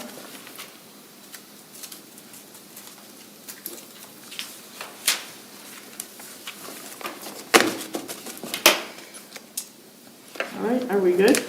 Yeah. I go to Teamsters contract approval.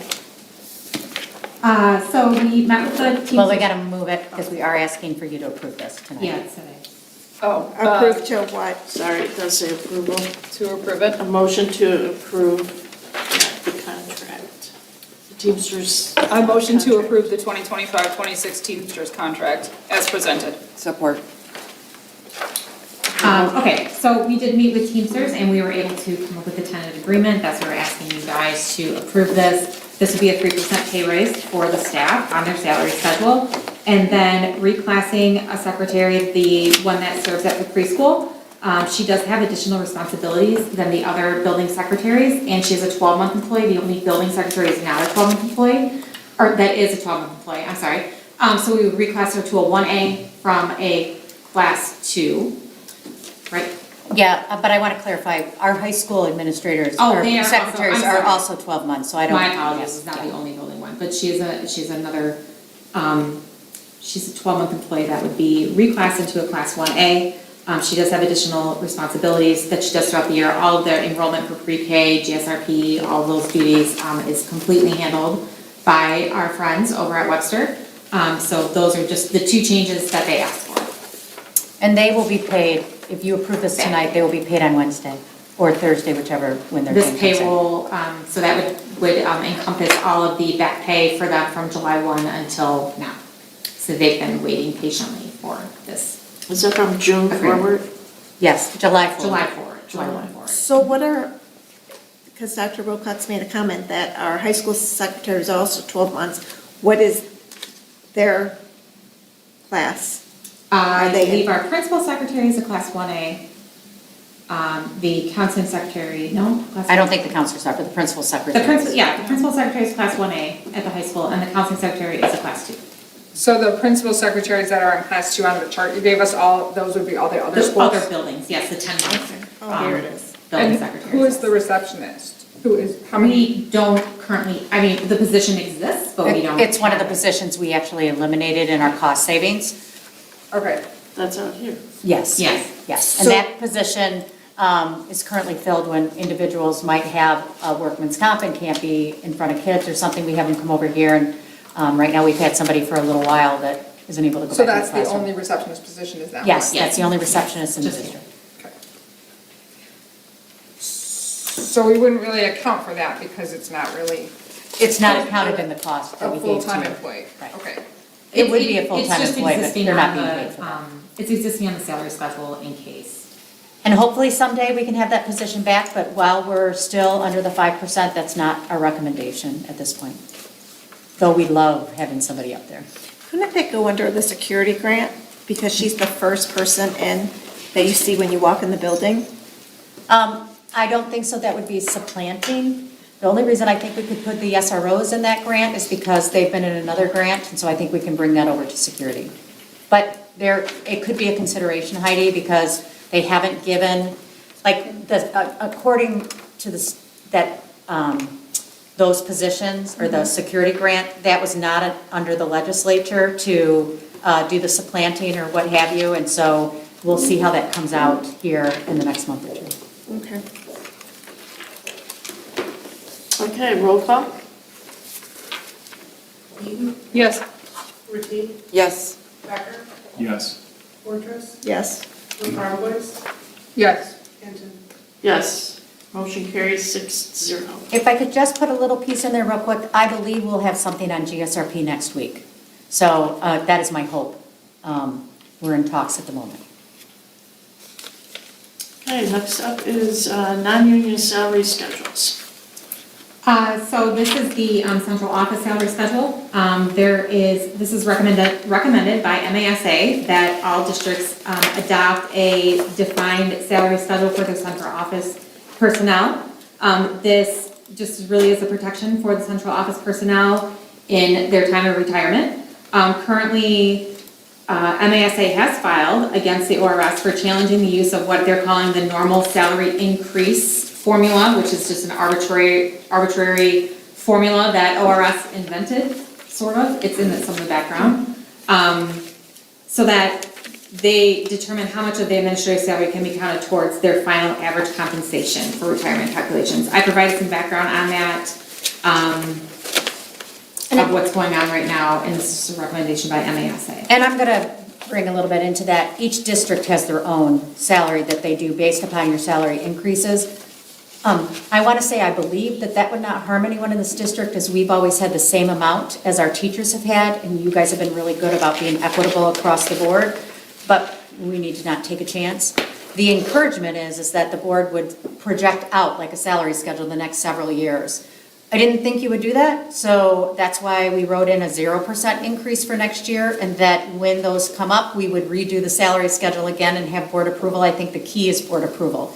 It's recommended for superintendents for it to be in their contract, and so that's why the suggestion was to do the superintendent's contract, but for here, this will help those of us that if somebody decides to retire, we would make sure that they are quote-unquote safe along the way. So, of course I have questions. Our schedule doesn't have annuity, longevity, and merit, like the example. Do we not have those things here? No, the only person that gets merit is myself. Okay, so that was one question. So, according to this examples, they'd get an automatic 3%. We're not saying that. No, but No, we're not.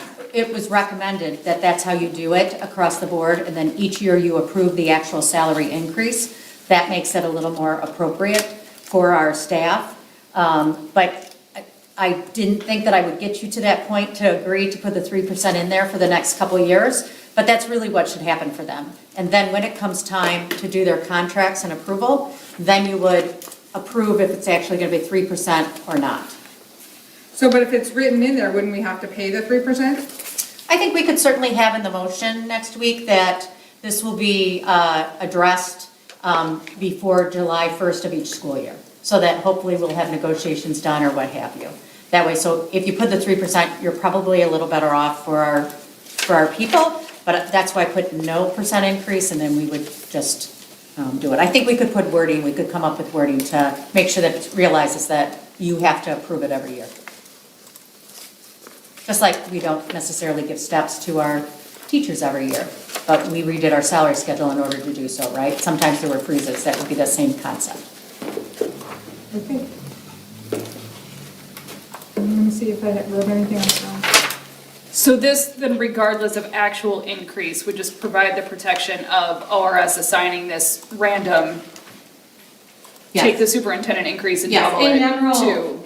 most people are protected under collective bargaining agreement. In this case, there isn't, there wouldn't be one to protect the staff. And these are all the individuals that are not in a collective bargaining agreement to protect anyone that wishes to retire.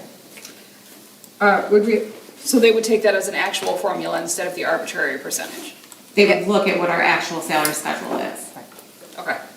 and accept that rather than them saying, oh, no, we don't like that percentage. So would we have to open all of the contracts to do this?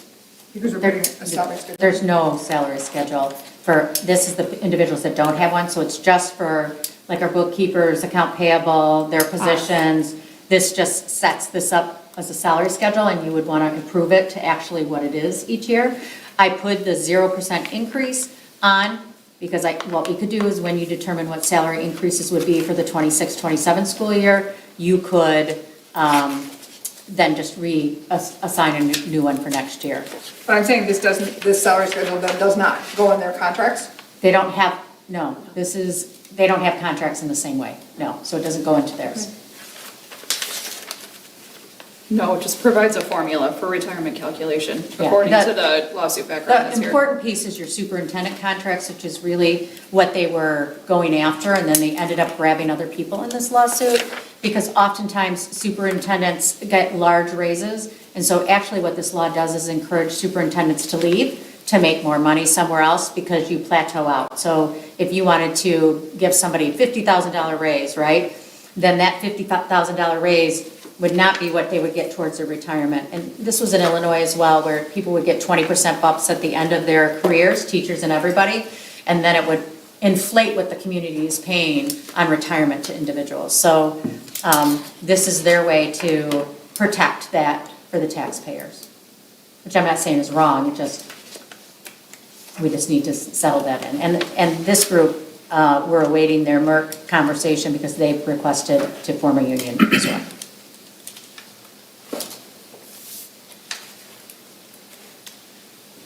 No more questions? Nobody? Okay, next is policy. I think that needs to be a special meeting with Mr. Sutton. I didn't bring any, I have a lot of things I have questions on. It just could be lengthy, so that's my suggestion. He said he doesn't normally come, that he'd like me to bring back the first reading questions to him, which is why we brought it here. He will, but he normally asks the superintendent to bring it back, because I did inquire about that. And that is why we had a policy group, so I don't know when we could do unless you're going to push policies out until January for first reading, which then pushes all those other dates out for completing items as well. What's our, what is our special meeting in January? I know we have, We don't have special meetings in January. we don't have one. Just the, We don't have a retreat. special meeting in January. The issue was January, right, is break, and then Martin Luther King Day. I think that I've seen him at other board meetings discuss policy with entire boards. I also think we're paying $17,000 for this, and I think that we should have a special meeting with Mr. Sutton. There's nothing in there about drones.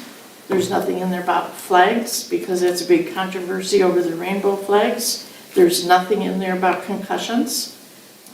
Those are all in administrative policies. Nothing Beth. in there under latchkey. Well, I would like him to come and I would like to ask him, and I think we should do it in January.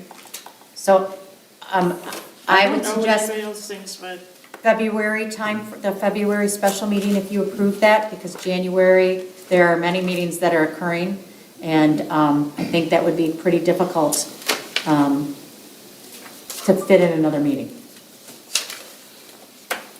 Do we, our workshop in January is the retreat, right? Yes. Oh, well, you could utilize some of that retreat time and have a conversation I there, think that sounds like a good plan. if he's available. Yeah, to get him to come out on, that's a Saturday, right? Yeah, Yes. we can ask him. We haven't talked about the topics for the retreat, so we certainly can do that.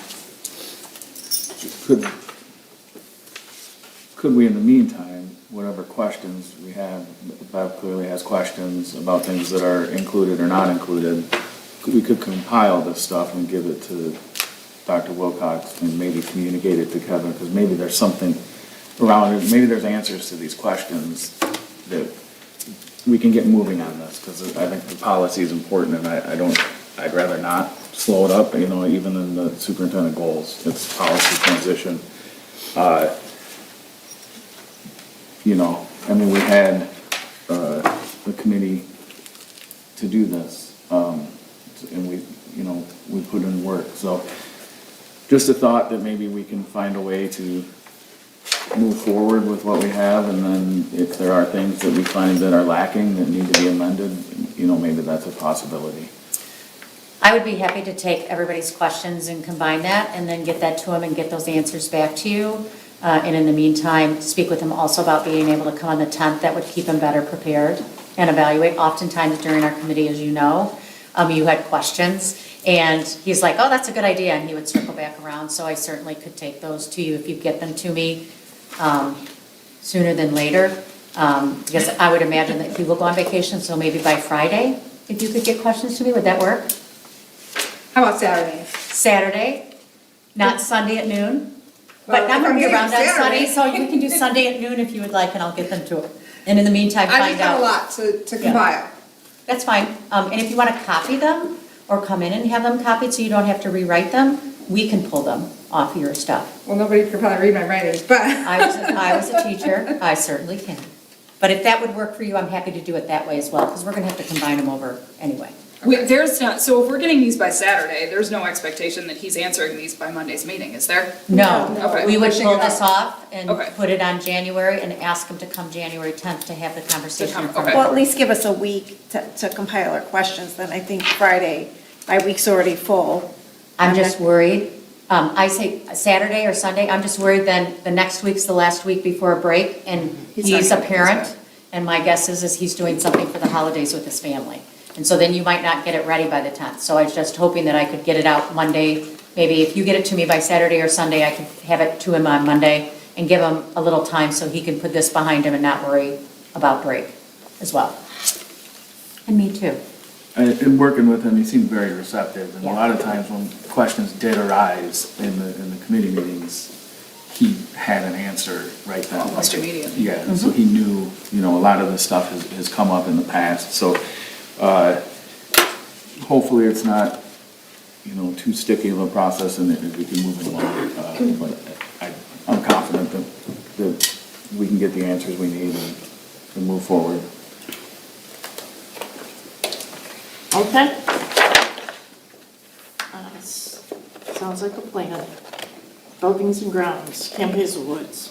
So what I didn't bring was the ability for us to go ahead and bid out. We don't have to do a formal bidding process. I spent a little time on the phone today with the attorney about bidding processes and what we have to do, what we don't have to do, and what we have to put up and what we don't. So these would not, because they don't reach the 31,000. We think it's about 20,000 for each project. So we would go out and get a couple quotes here in the wintertime so that as soon as it thaws, we could work on that roof replacement and repair and the window replacement of the house, with the hopes that we would interview, and in the spring, we would get somebody in there, or for the summertime, so that we can get the grounds cleaned up and go back to the things that we were doing before, but we've got to get that house cleaned up. Wasn't there an issue with the back deck, or the deck? Yes, I don't think we would have to bid that out, but we were looking at, they sent me pictures There's two different thoughts. One individual thinks that the guys could just put some stuff on it to fix it, that maybe we didn't need a total replacement, and so we might be able to do that in-house. I'd like to see that first, and the front stoop, yes. And we would paint the house too, and that would be done by our guys as well. So is this coming out of, Sinking fund. then was It says it, general fund. What'd you say? It says general fund. Oh, we just didn't fix that then, we'll So it's fix it. supposed to be sinking fund? Yes. so you gave us at our last meeting a 3-year plan for the sinking fund, and this wasn't included in it. No, I think it is. It's There's a not- Hazelwood component of the 3-year plan. It's not, it doesn't have an individual page, but there's, because I looked, because you brought that up to me. Yeah, it doesn't have its own page like the schools, but it does have a, there's like a, at the end, there's a list of, It doesn't have as 4 or 5 many things. items that's needed, so it is Okay. on the sinking fund plan, yes. and it said $45,000 for Camp Hazelwood. And was that for this year? Yes. Yes. Okay, And that's something I think we can get Perfect. done before June 30th. yeah, absolutely. Some of these other projects, not so much. Okay, moving on to invest soccer field. Yes, so when we think soccer field, we want to think a little different than soccer field. It's not going to be a true soccer field, but it will be a size to where the park district and such could look at it. And so this is just to develop an RFP to get what the actual cost would be. This is probably a project that could be done by June 30 in this school year, because it really is clearing some of the trees, putting in the grass and making it level. I'm not using the right word with that either. Making it level out there. And so we did have our architects take a look, and we're just waiting for approval to develop an RFP for that soccer field. Would they need to remove the playground equipment that's already there? They want the playground equipment removed. They've been asking forever about it. Yes. Yes. So is that part of this? Yes. Okay. I have a really quick question. New fire-rated doors were also on the agenda for this year in the thing? For there? No, I think we moved them over. For their school, we did not get the COPS grant for fire-rated doors for the district, for the $500,000. So we're not doing them because we didn't, Right, that's not one of our top ones. That's going to need a little bit more than that. okay. So this is just for RFP. This is just for RFP. I think with, one of the things in the last week, I spent some time, and Greg spent some time walking with our architectural firm and looking at things. I think we're going to see that some things can be done by June 30th, some things cannot, so it'll roll into next year. But what we will have is costs, and it's going to take them several months to write RFPs, because it's like the welding, it's going to take a little more time to write it, so we won't see that till March or April. That's probably not going to be in the summertime, right? So, So I'm just saying, under the bond, they needed the HVAC for $1 million, windows and a roof. We have an obligation to keep our buildings up. The citizens own those buildings. So I just want to make sure it's RFP. We're not saying that we're doing this. no, it's just to go for an RFP to have it done. So I'm doing way more steps than are required by law, right? Normally, you bring an RFP to you guys and we send it out and do it. We're going through a request to be able to go to get an RFP, then we'll bring you the RFPs, then you have to approve the RFP, and then we send out the RFP, and then you have to approve the bid on the RFP. So along this way, we're gonna get a sense of where some of these projects are, and then we can look at it there. The problem with the roof and the doors and the boiler, it's very expensive. And so when their preference, actually that boiler probably works better, just not as energy efficient than any boilers, because it's those old time boilers that last forever, is that the soccer field really gives an opportunity for their students to be able to enjoy the outside, and right now it's very limited for them. It's their request of their number one item. Okay, next, high school doors. So this one also was a little curveball for us, is that the state fire marshal came out, as well as our architect was walking through the building and said, listen, you cannot have those gates up. I had always heard from others in the role that those were grandfathered in. They absolutely are not. And so you have to have a certain, like, it's 20 feet of distance of each side for fire safety. And so the way to go about this is to put doors just like they are going into the cafeteria. So this, it too, will take time to get done because they have to do the drawings. Once they do the drawings, it has to go to the state, which will take 6 to 8 weeks. And then we would be ready to go to RFP for this. And so this probably is something that would happen, maybe winter break next year.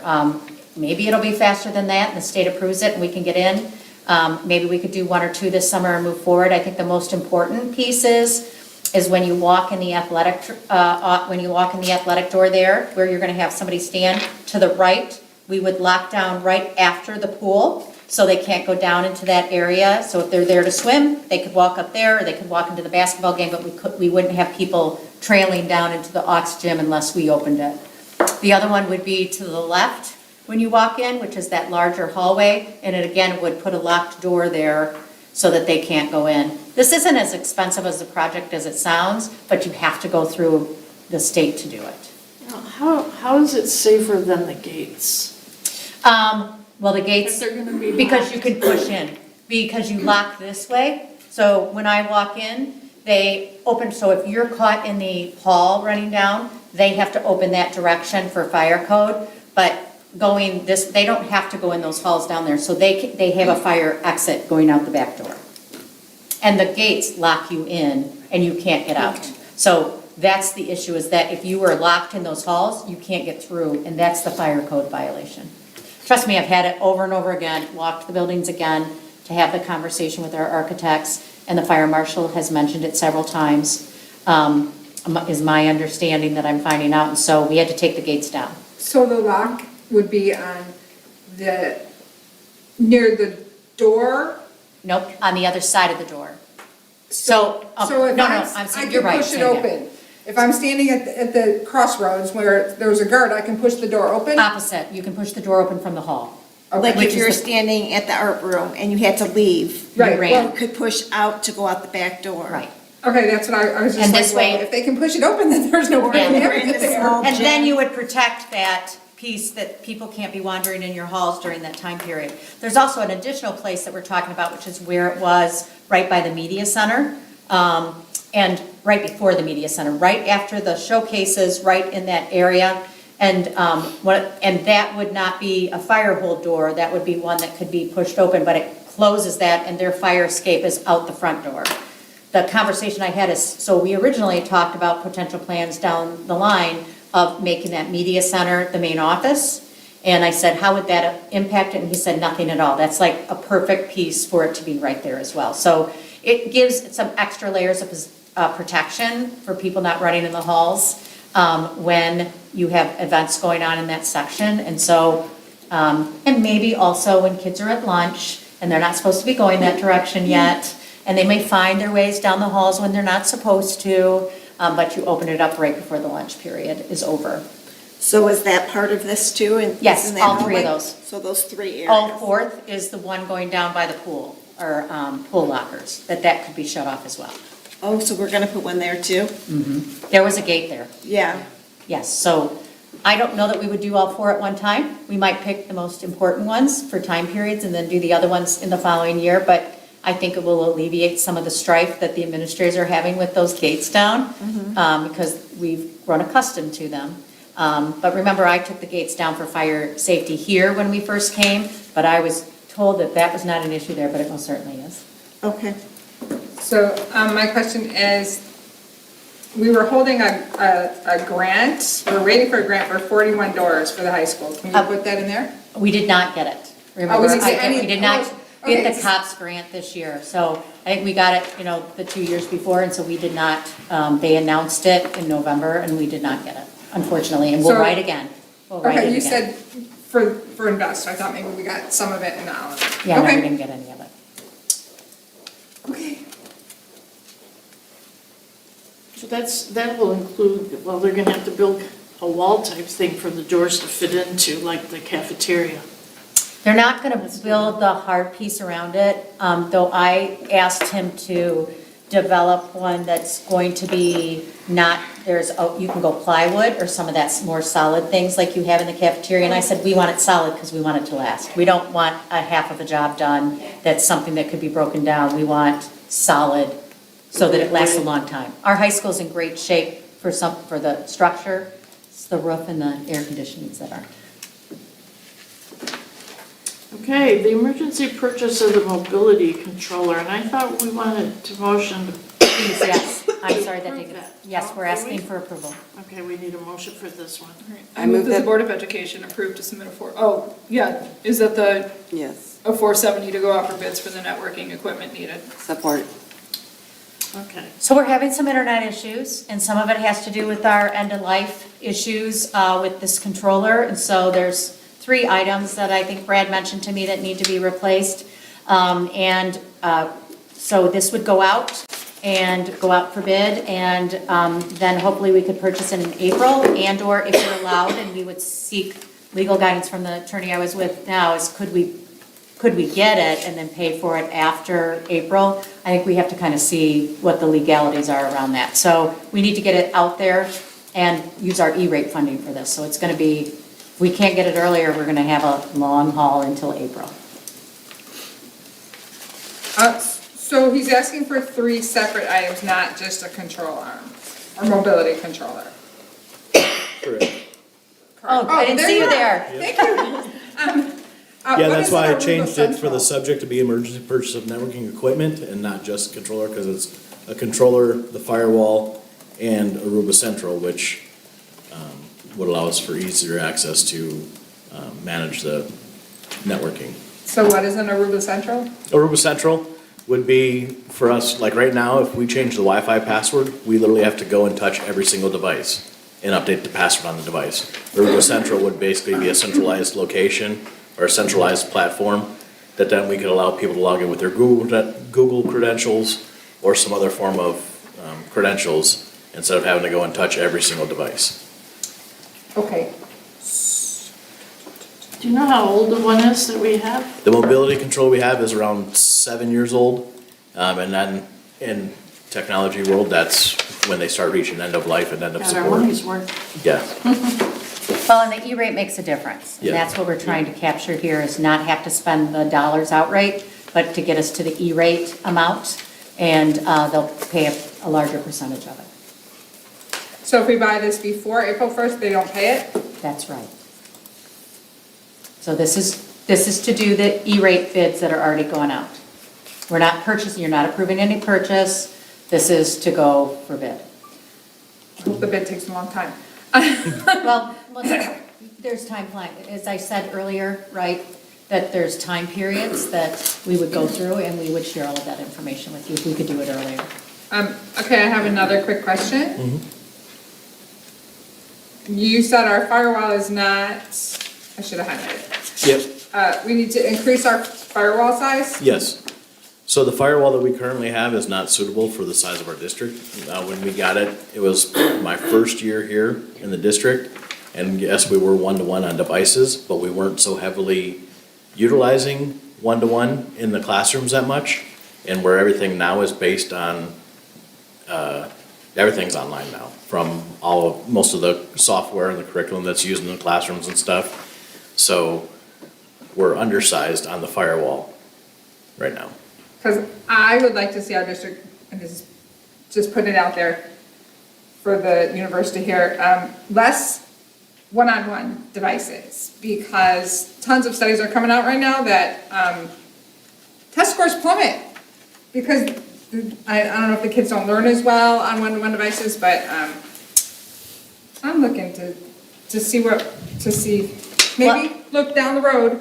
We certainly to could have going a back. conversation to make a recommendation to the board, but at this point in time, it's not been a conversation that we've had. And I've seen some of those same studies coming out, and so we'll be interested to follow and watch them. Is that I'm just putting it out there in the universe. That I'd like to see us go the other direction. Okay, And Debbie, it's for Second. elementary. All right, we're Elementary, less devices at elementary, is the studies. going to do roll call.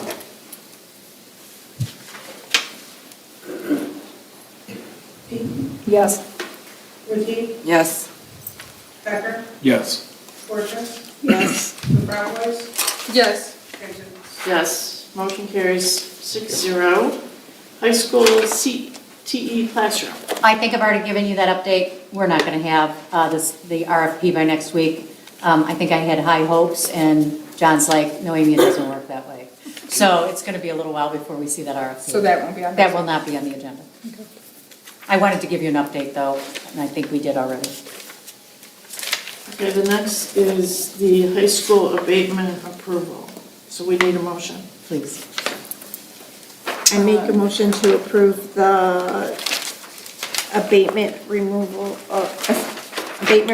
at the high school as Support. presented.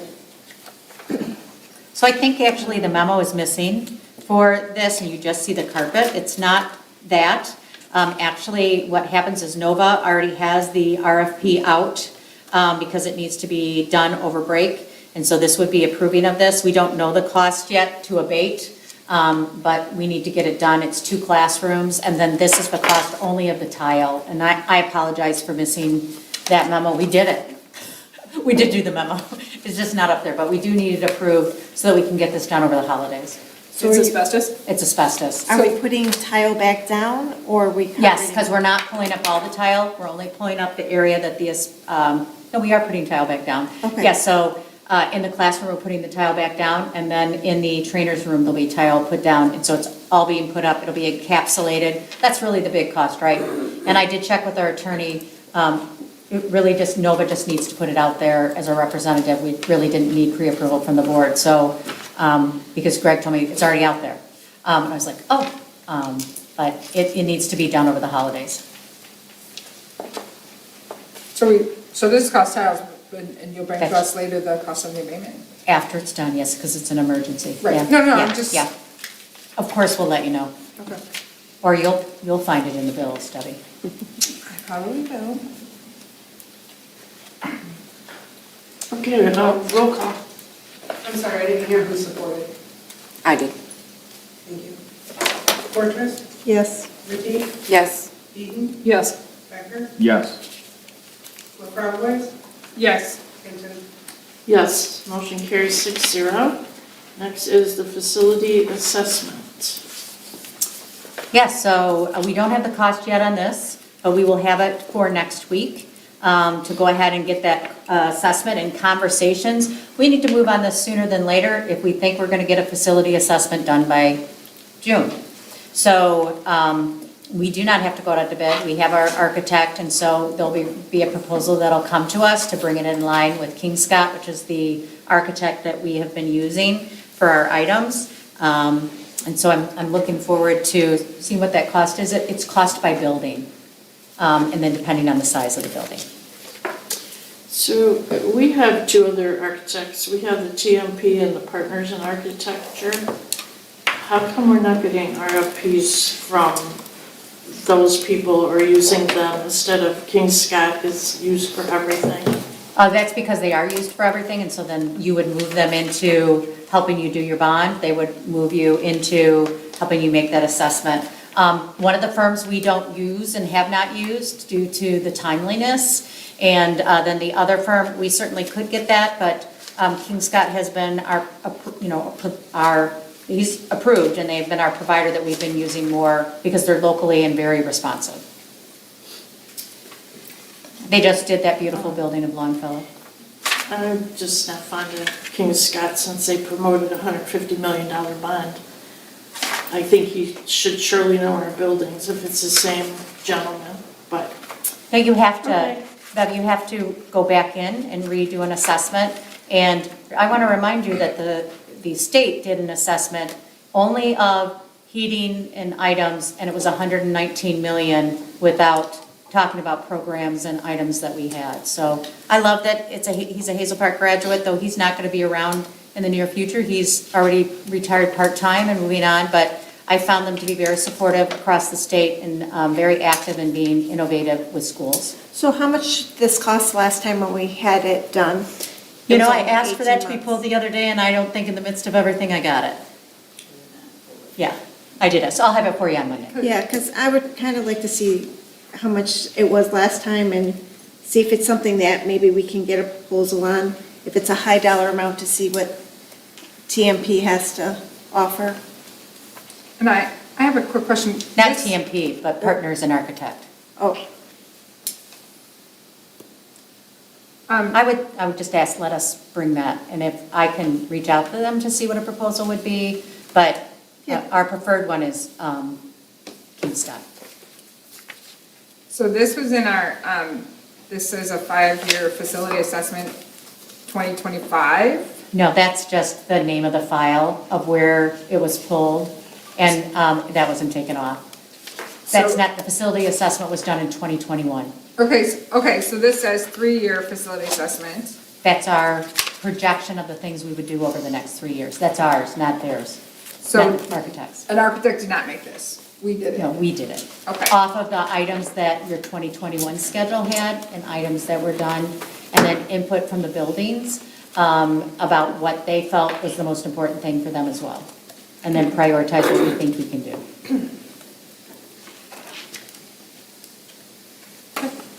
All right, we're up to finance, budget amendment number 2. President Hinton, before we go off buildings and grounds, I do have one more question about the gates. When we were doing the walkthrough at Longfellow last week, there were gates there also. Is that the same? Does that apply to the fire code? That one does not, because it's within 20 feet of 2 exits. One is the exit where they come in, and the other one is the exit around the corner there. So we walked through and got that approval as well. So it's really about having exits within the 20 feet, and they measured it and reviewed it with us. Within the 20 feet? Yes. But isn't the back, where the high school back doors, isn't that within 20 feet? No, because you have to have 2 exits. Okay. So we had our architects go through, I actually had them put it in writing so that I knew and learned. And then they also came out and helped us measure where that gate could go so that we keep that part of the building separate from the other. And then also they measured the halls to determine it is not okay to have things out in the halls either, because those are too small. So I wanted to make sure I it was was a just very, asking. no, I want to make sure it was a very clear, like, tell me the skinny on what we can and can't do. Okay. And that's what they did. Thank you. Yep. Okay, finance. Do ladies have something? Budget amendment number 2. I don't think there was anything in our packet. No, I think we shared that we were not going to bring it, I think in my weekly letter. It'll be here next week. Yep. And Power School training, that is Dr. Dolmage. Yes, so as you know, we've been moving along with the implementation of Power School Solutions. One of the things that we have found is that there are 2 projects that we need to lean into a little bit more. One is Power School scheduling. And for the past 2 years, we've tried to make sure we were being very fiscally responsible and really just lean on our internal to do that support. We've found that to make sure that we're doing everything to the best of our ability, to make sure it's efficient and communicated properly to our families and parents and done well and on time, we needed a little bit of additional support. As a matter of fact, when I spoke to Ed DDAC, who is the regional, I actually think he's the state level Power School professional development and service manager in Michigan, he indicated that most school districts do Power School scheduling training, because it's not just training, it's training and helping to build the schedule and get all the kids scheduled. Some districts do it every year.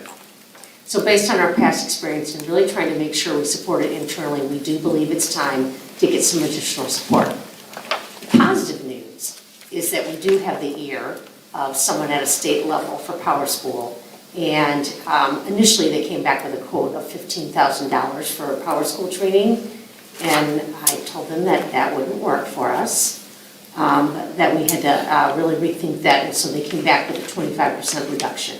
So they're willing to do 8 days of training. And it's not, like I said, it's not just training, it's training and helping our administrators and counselors actually build all the schedules for, I think, $11,580. I think they were willing to do that for us because our Power School implementation has had a few ups and downs as we've grown through it.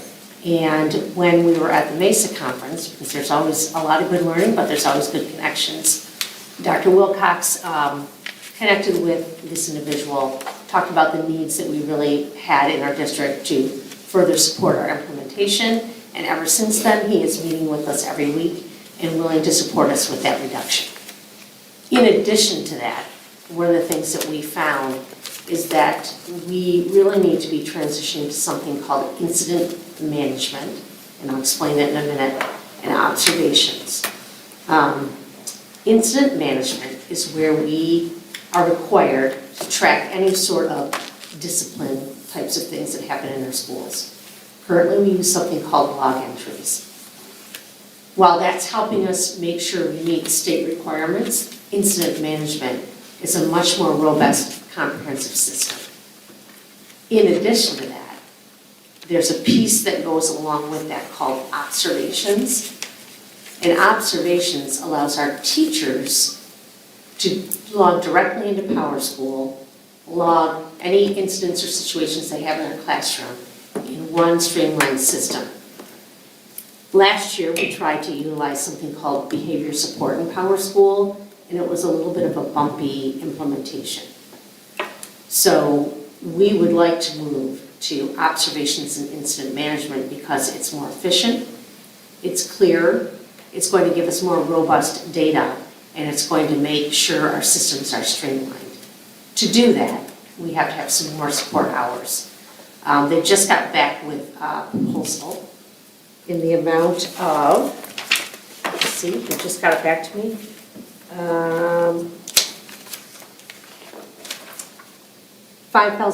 $5,765. He is unsure that it's going to take that many hours. But if you look at the two proposals, PowerSchool scheduling, which would be $11,580, and then another additional $5,765, that would be a total of $17,345. One of the things that I need to make sure I let you know is that we have been advocating for a refund on the amount that we spent on something called behavior support. We believe that refund is going to more than offset the cost of transitioning to incident management. And that refund should be coming to us soon. So while it says $17,000, the total will be around $17,000, a little bit more, it really won't be that much of a cost to the district because we're getting that refund for a tool and solution that we did not utilize this year. They do not have the updated memo, because I don't, so we can maybe send it to them afterwards so they can see Yes. it before Thursday. We were moving quickly as of last week to try to get these costs, and they were trying to turn it around as quickly as possible. And as a matter of fact, I literally just got the second email about 30 minutes ago during our meeting. So it'd be about $17,000. While I know that's a cost to the district, the return and the efficiency and the streamlining for our staff and our students and our families is going to be significant. When will we know if we're approved for the refund? Pardon me? When will we know if the refund is approved? It's approved. Oh, okay, I thought you It said is- advocate, sorry. Well, it's an interesting process that we've been going through. It is approved. They have not given me the exact amount, Okay, but we know we're going to be refunded. Certainly, I tried to push on that today, and they still didn't give me the exact amount. I have to tell you how wonderful our PowerSchool product is and the things that it's doing. And we've been able to see the areas that we might not be so excited about as well, that there was a lot of promise that didn't do it. So I think the positives far outweigh the negatives, but there are a couple of things that we've had to go a different direction because the implementation wasn't quite what we expected. Yeah. You anticipated one of my questions, it was about the refund, so, and you answered that, thank you. And this is kind of a question for Brad, even though he's not standing there anymore. What did we approve a couple months ago? We approved hours of training for something else. Does anyone remember what it was? Dr. Dummage can speak to that as well. There were some so not hours that right. were put aside I as well. think that those were hours for supporting our implementation of analytics and insights. We haven't really been able to show you much of it, but some of the graphs and some of the information that Dr. Wilcox shares with you comes out of that. And I believe there might have been some additional hours for Josh to lean into creating some reports and that are pre-built and streamlined for our staff. I believe those are the two areas. I thought it was for something, because he said it's common practice to and I know it's common practice, to pre-authorize so many hours a year, and we were running out. Was that Power School as well? Well, that was this was this 5 hours for this. No, I know what you're talking about. It had nothing to do with Power School. It was, Okay. Delta networking service. yeah. Thank you. There we go. I just wanted, I didn't think it was Power School, but I couldn't remember, and I couldn't find it. I read back about 6 months worth of notes and couldn't find it. Okay. That's it for me. All right. Then we're moving to check registry. Credit card statement, sorry, board financials. So I just have one question. On page 22 for the Allen Law Group, there's another investigation we paid for that was not approved by the board, and I'm just curious why that was. I need more detail than that because there was only 2 investigations. We just got an invoice that you approved for an investigation in our email. So what page? Page 22. And I'm just wondering if that was, it was like $3,100 on that one. This one says $7,425, but I didn't know if this was combined with the other one that was in our email. There was a couple belated payments that got lost in the mix a few months ago. No, there was literally, Does that say new investigation? What does it say? it says investigation. It says Um, investigation, April 2025. I have to see it. But there was just an investigation a week ago. That was 2 to weeks ago. Truin, not Allen Law Group. Was it? Yeah, Thank you. that was about $4,000 to Truin for an investigation into public comment. Oh, okay. But does that not have to be approved by us, investigations? You can just do it? Yes, as board president, I'm authorized to be allowed to talk to an attorney, and it was requested by our employee that I look into, or the board looks into the comments that are said at public speaking. And as board president, I did that, and I have the answer letter for everybody tonight. But we don't have to approve the investigation, you can just do it? It wasn't, it was an inquiry. It wasn't it shouldn't be called an investigation.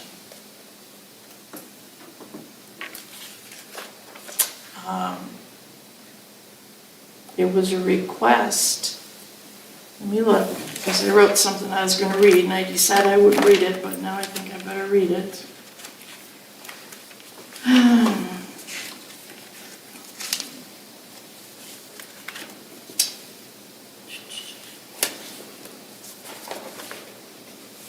Can we finish with check register and credit card so that we don't conflate issues? Maybe before we read that, though? Yep, go ahead. I didn't see the check. Anybody? Question? Well, I didn't see that. When I printed everything out, I didn't see that on there. Oh. Was it added later? No, it's on there. I promise you. I'll get it, I'll find it and download it and send you questions, because I didn't see it. I knew, I thought, where is it? questions this week either. That's why, because I didn't see that. Yeah. Well, and I was a little. That was my joke earlier. Yeah, because I didn't see it. But I will download it this week sometime. I did want to say too, I know it's not huge, but we did get those fee reversals back for those $25. Just 'cause I know we've questioned it before, when people Oh, are being the- charged yes, 25, yep, so yep. we have at least 3 of them back. I also want to point out that we have the payments to Jeff Harris. Those were from 2023 per him, and he gave me 2024 the other night, dropped them off at my house. And so those are being processed, and you'll find those on next month. So we should be clean, and we just need to make sure that we talk about going through the proper process with the athletic director for that, so in the future.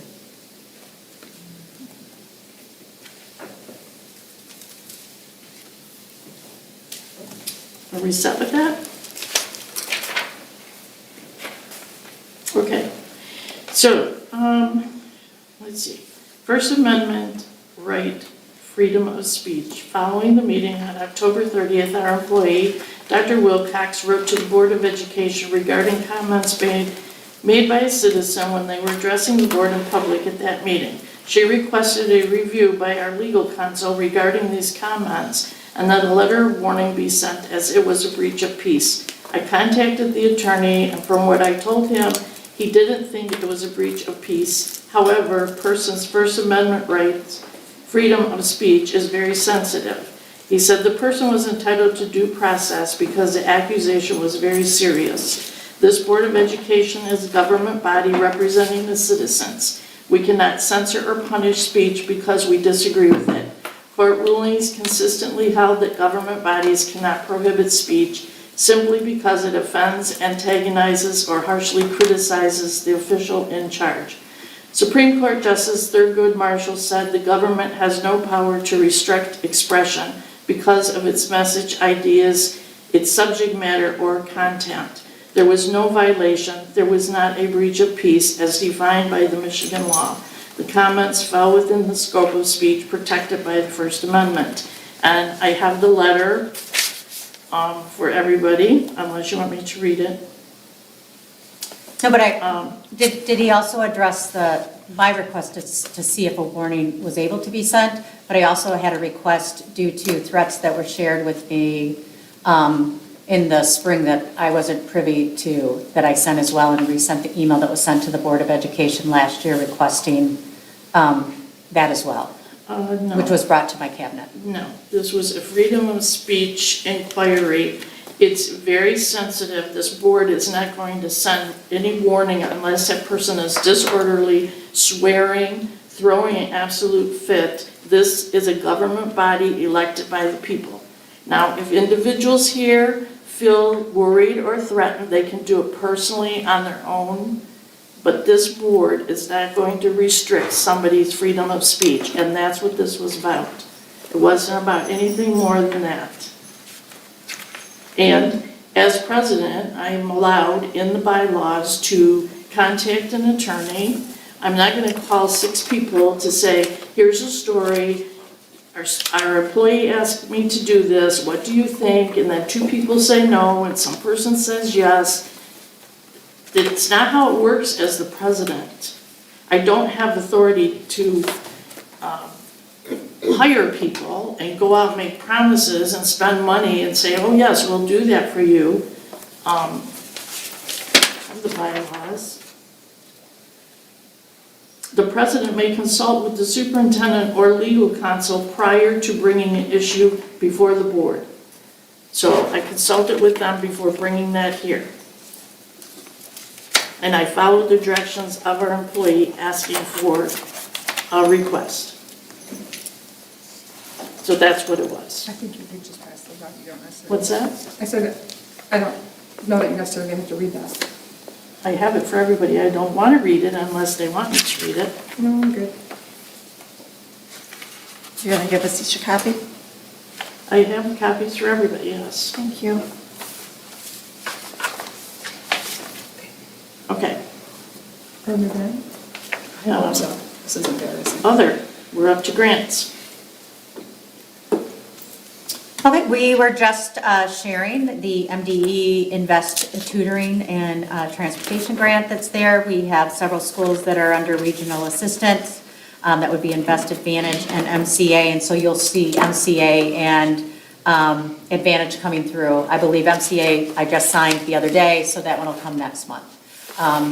I do need to know whether this is helpful to have all these grants here, or simply having them in a folder is better. We've been doing it for about a year now, just checking in to see if this is helpful to the board.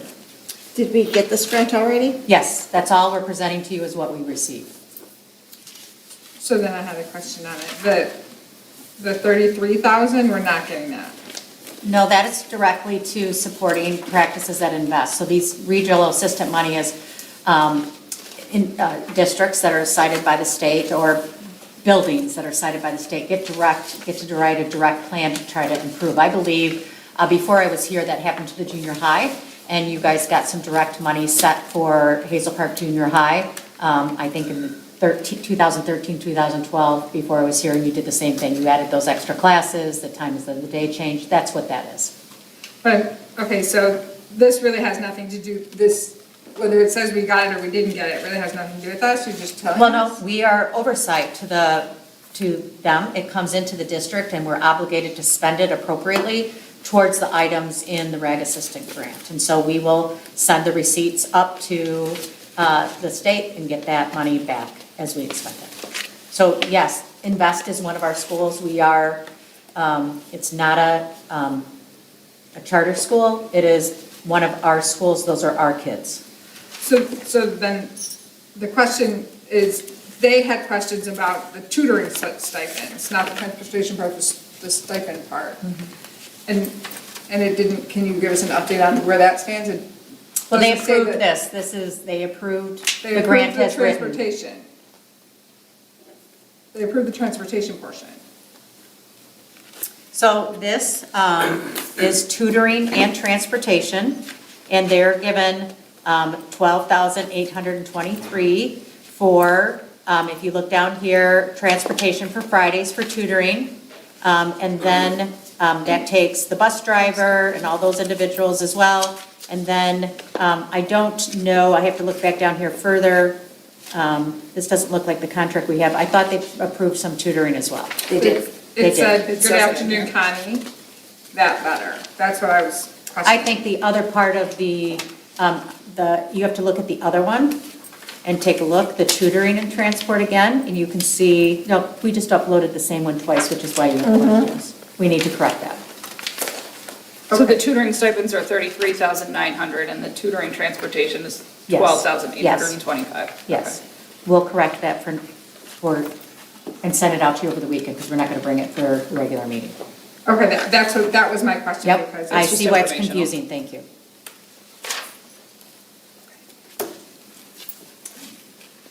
Okay, next is the Oakland County Board Association resolutions. And so they were in the packet, and I think next week we will just vote on these, read them over, and we have till January 9th.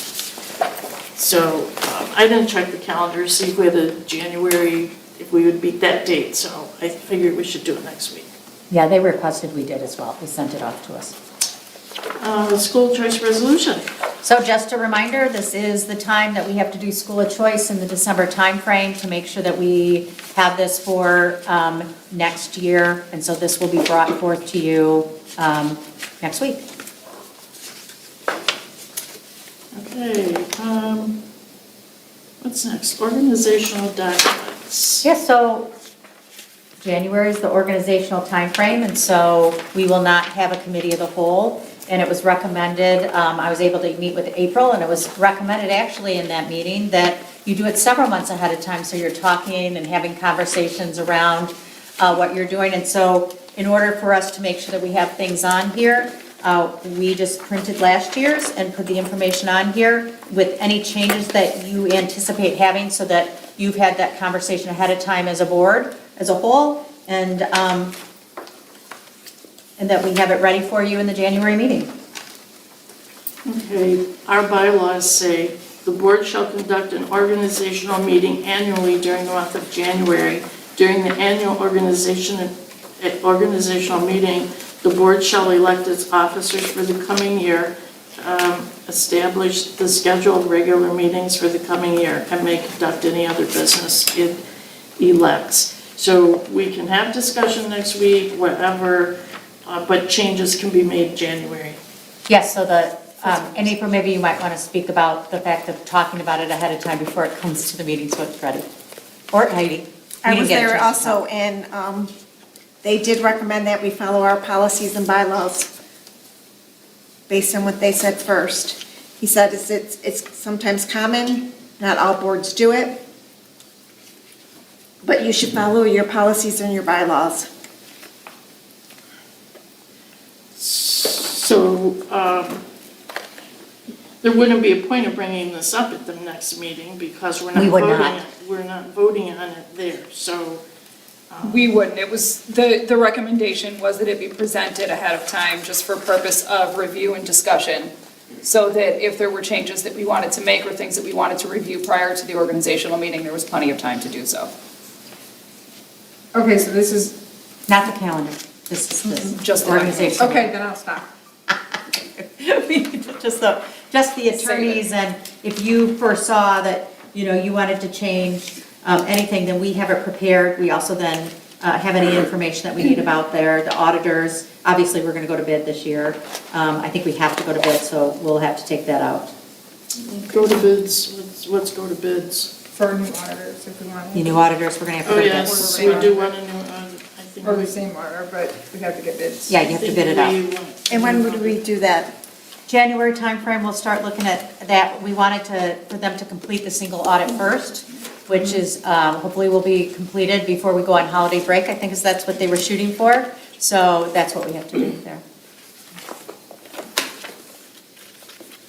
So we'll have that single audit in when? The single audit hopefully will be done next week. So will we get that immediately, or do we have to? You don't have to approve it. I know we don't have to approve it, but do we have to wait? When they print it, yeah. Okay. I would imagine sometime in January, you'll get that information. Okay, thank you. All right, school safety training. So this is just getting ready to have a conversation around Dr. Papazian and myself going to digital threat assessment training. It is remote. It's the original one and the advanced one. I think I shared that when I went to the school safety conference,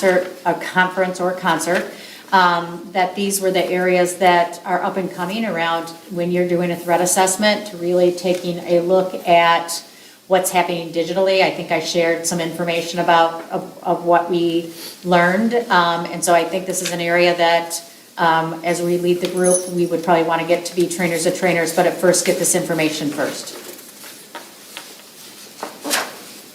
Anybody, questions, conversation? So, There's no memo. Or is this just a? There's a memo. There's a board threat assessment and training, advanced digital assessment training. It was $1,100 for the two of us to have those trainings. I think it's best to have two people as we're learning to go through the digital threat assessment. Okay. Next is the bowling jerseys. Yes, unfortunately, the individuals that bought the bowling jerseys for them the last couple years is no longer going to be present in Hazel Park, as I know of. And so, though we normally do things in the fall, they just found this out. And so we wanted to make sure that we got this on. We would even support you maybe passing this right now so they could purchase them as we are in bowling season and he gets us through. But it's 17 jerseys at $50 each, totaling $850. I just wanted to kind of point out that in here it said that these would not have names on them, so that they'd be collected every year. We wouldn't be repurchasing bowling jerseys except for. Yeah, I think they've gotten them every single year, New Jersey, so yeah. They would just say Vikings on the back. Right, so Yeah, these before they would- had names on them. As long as they didn't get roughed up, we would not have to replace them for next year. Correct. Can I make a motion to just approve this now so we can get them going for Sure. them? Yeah. Okay. Then I move that the Board of Education approve the bowling jerseys at $850 as presented. second. All right, motion by Monica, second by Heidi. We skipped. We had board discussion, meetings. so. We did, I know, that's okay. Okay. Roll call, please. Rajiv? Yes. Excuse me, Rajiv? Yes. Fortress? Yes. Eaton? Yes. Thacker? Yes. Sofrowitz? Yes. Hanson? Yes, motion carries 6-0. And next is holiday schedule extension. Oops, Beth, can we go back to board meeting dates, item 5? Yes, we brought this for your input so that we can be planning differently if we need to do so. Since there's no board changeover, we're just looking for direction. I was just gonna comment that, for January, it says 5 and 5:30 and not 5:30 and 6. Oh, thank you. And September 7th is Labor Day. Well, we won't be having a meeting then, so we'll make an adjustment there. Thank you. It's just a workshop. Did you have Strike it. something, Heidi? Huh? I thought you had something, no? No. We're not meeting on the 5th. I got an email from Jamie a week ago. That was the organizational meeting. We're just going to combine it at committee of the whole. Right, we haven't So- changed that yet. And I wonder because in one paper, this paper says the 6th and this paper says the 5th. So I wasn't What's sure this which one? one it is. So we're meeting on the 10th and then the 12th. Oh, that's a big one. Yeah. Where do you see the 10th? The 10th is your the- retreat. The retreat. Oh. And then the Oh, 12th will be your committee of the whole. Yes. Is the other retreat on here? Actually, our your board- retreat will probably be with Don Sobey because it's in April and he's got 2 different meetings. I sent you that invitation. And there'll be a retreat with administration and with you as well to talk about the finances. And so I sent 2 dates. I had a denial of the later April date, I think, from somebody. But those are the 2 dates that he's proposing. Isn't that strategic planning? No, They that's, gave us 2 for April. 11th and the 25th, it might be. maybe? It might be. It might be strategic planning. They're all kind of blurring together, but I have all these dates from Don Sobey as well. So you might be I right, just had Bev. to change them all back to that, so I didn't lose them, but I remembered. I'm going to go through now that Don's confirmed and clean all that up and invite you only to the ones you need to come to. You don't have to come to all the strategic planning, but I wanted you to know that they're being scheduled. So we're going to get a list of all the strategic planning meetings and a list of Don Sobey's meetings? Yes, and I'm going to invite you on your calendar too. Okay. Holiday schedule extension? So the holidays fall on Wednesday and Thursday this year, and so there was some discussion about perhaps giving Friday off both those times to the staff that's here over break. We've done that before when they fall the way they do, and so we brought it here for discussion with the board. I think it's great so they can be with their families. I have a question. This is what vacation and PTO is used for. So my question is, aren't they using that time? That's what normal businesses do, is their employees have to use their PTO time or for days like this? And then my next question is, why are we waiting so long? This should have been addressed in January when we were doing the scheduling, and per their contract, they're only off so many days. Well, unfortunately, there was a lot on everybody's plate in the January timeframe, and we don't normally do it right there. We do it, as we start in June for the next school year. A lot of things didn't happen the way it was because everybody was doing dual roles. This is brought for your discussion. They certainly have vacation days, but they also, this administration, as well as secretaries, are putting a lot of extra time for the evening meetings and things that we're having to do. And so that's just a suggestion. This board can totally say no, but we brought it to you, it was brought to me, and we've done it in the past, so I didn't think it's unreasonable. A lot of school districts closed down even their central office that 2 weeks. We lost a good candidate the other day because of that, because they said, why would I give up those extra days? So they get 20 days, and then they also get closed for, central office doesn't work the winter holidays, nor do they work spring break. So, my questions are, how much will this cost the district? Nothing. Because they're not, it's just another day off. So it doesn't cost you anything. Okay, so, because that was, who is included in that? Well, the individuals that are here are custodians and maintenance, the 12-month secretaries, and those that are in this building.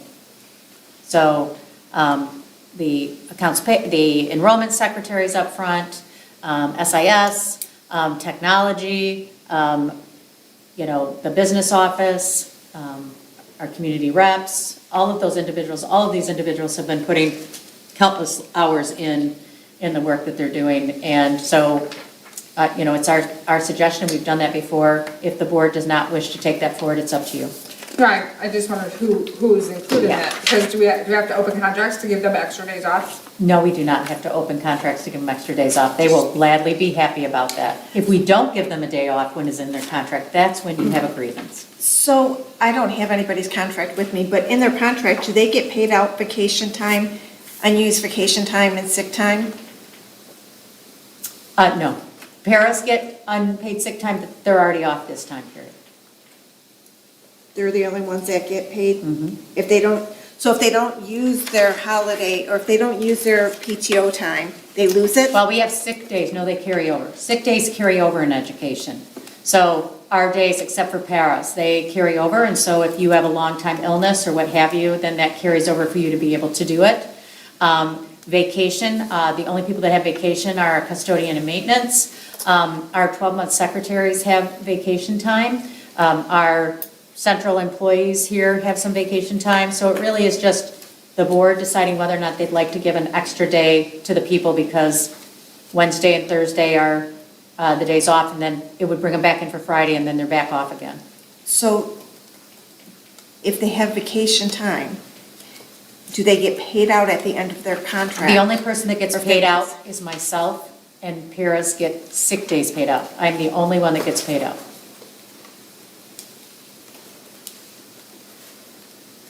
Okay, thank you. Would you like us to remove this as a board, or would you like us to have this No. on? I would definitely Leave it want on. to keep it. We've already done enough to insult our staff the past few months. The least we could do is offer them a little bit of time with their families.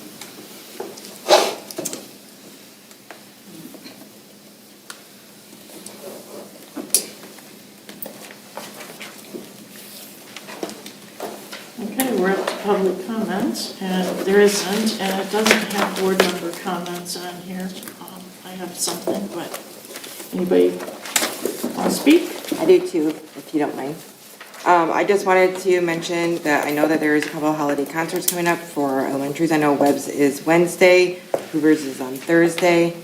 I didn't see United Oats, but I could have missed it, but I'm sure they probably have one. I wanted to say congratulations to all the dancers. On Saturday was dance comp, and they did absolutely amazing. Today we had our jingle jog at Webb, and it turned out awesome. We didn't do our whole outside run because of the cold, but the kids had a blast. They had fun. They got candy canes afterwards. Everyone was laughing, singing, dancing. It was great. I do want to say, well, they're actually playing right now, but good luck to our boys basketball. They're at De La Salle today. And then just a couple things from last week. The opening of Longfellow was awesome. There was tons of people there seeing how the community school reps did the rooms, like especially the party room. It was all like happy birthday themed, and I thought that was a great idea. I love what's happening over there, and our college readiness night actually was very successful.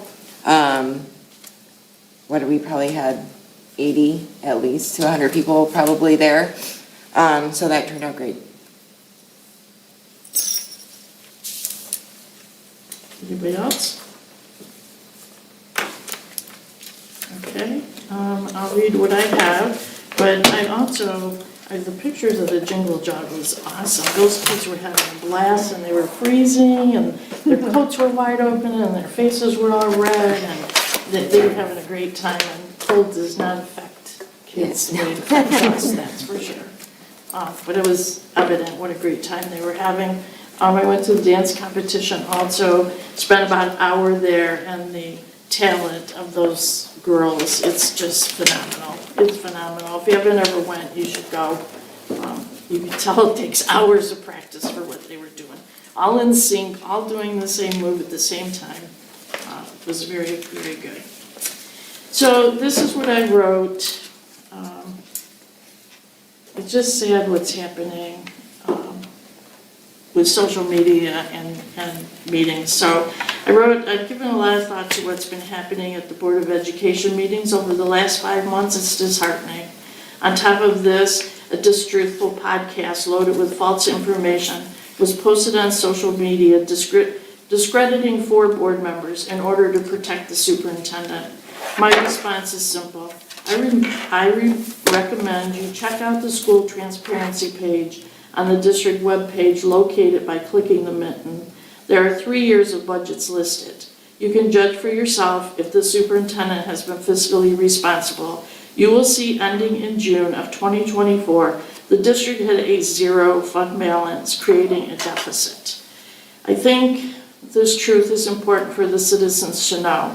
This is a fact. Hazel Park Schools is back on the Michigan Treasury Oversight Watch List. Why, you ask? The law requires schools to have a 5% fund balance, In order to accomplish this, the board hired the school municipal advisory service facilitated by Don Sovey, because our current balance is only at 1%, equal to 1.2 million fund balance according to the auditors. When we voted to hire Don Sovey, it was not a unanimous vote. However, when this happens, it is expected everyone abide by the outcome.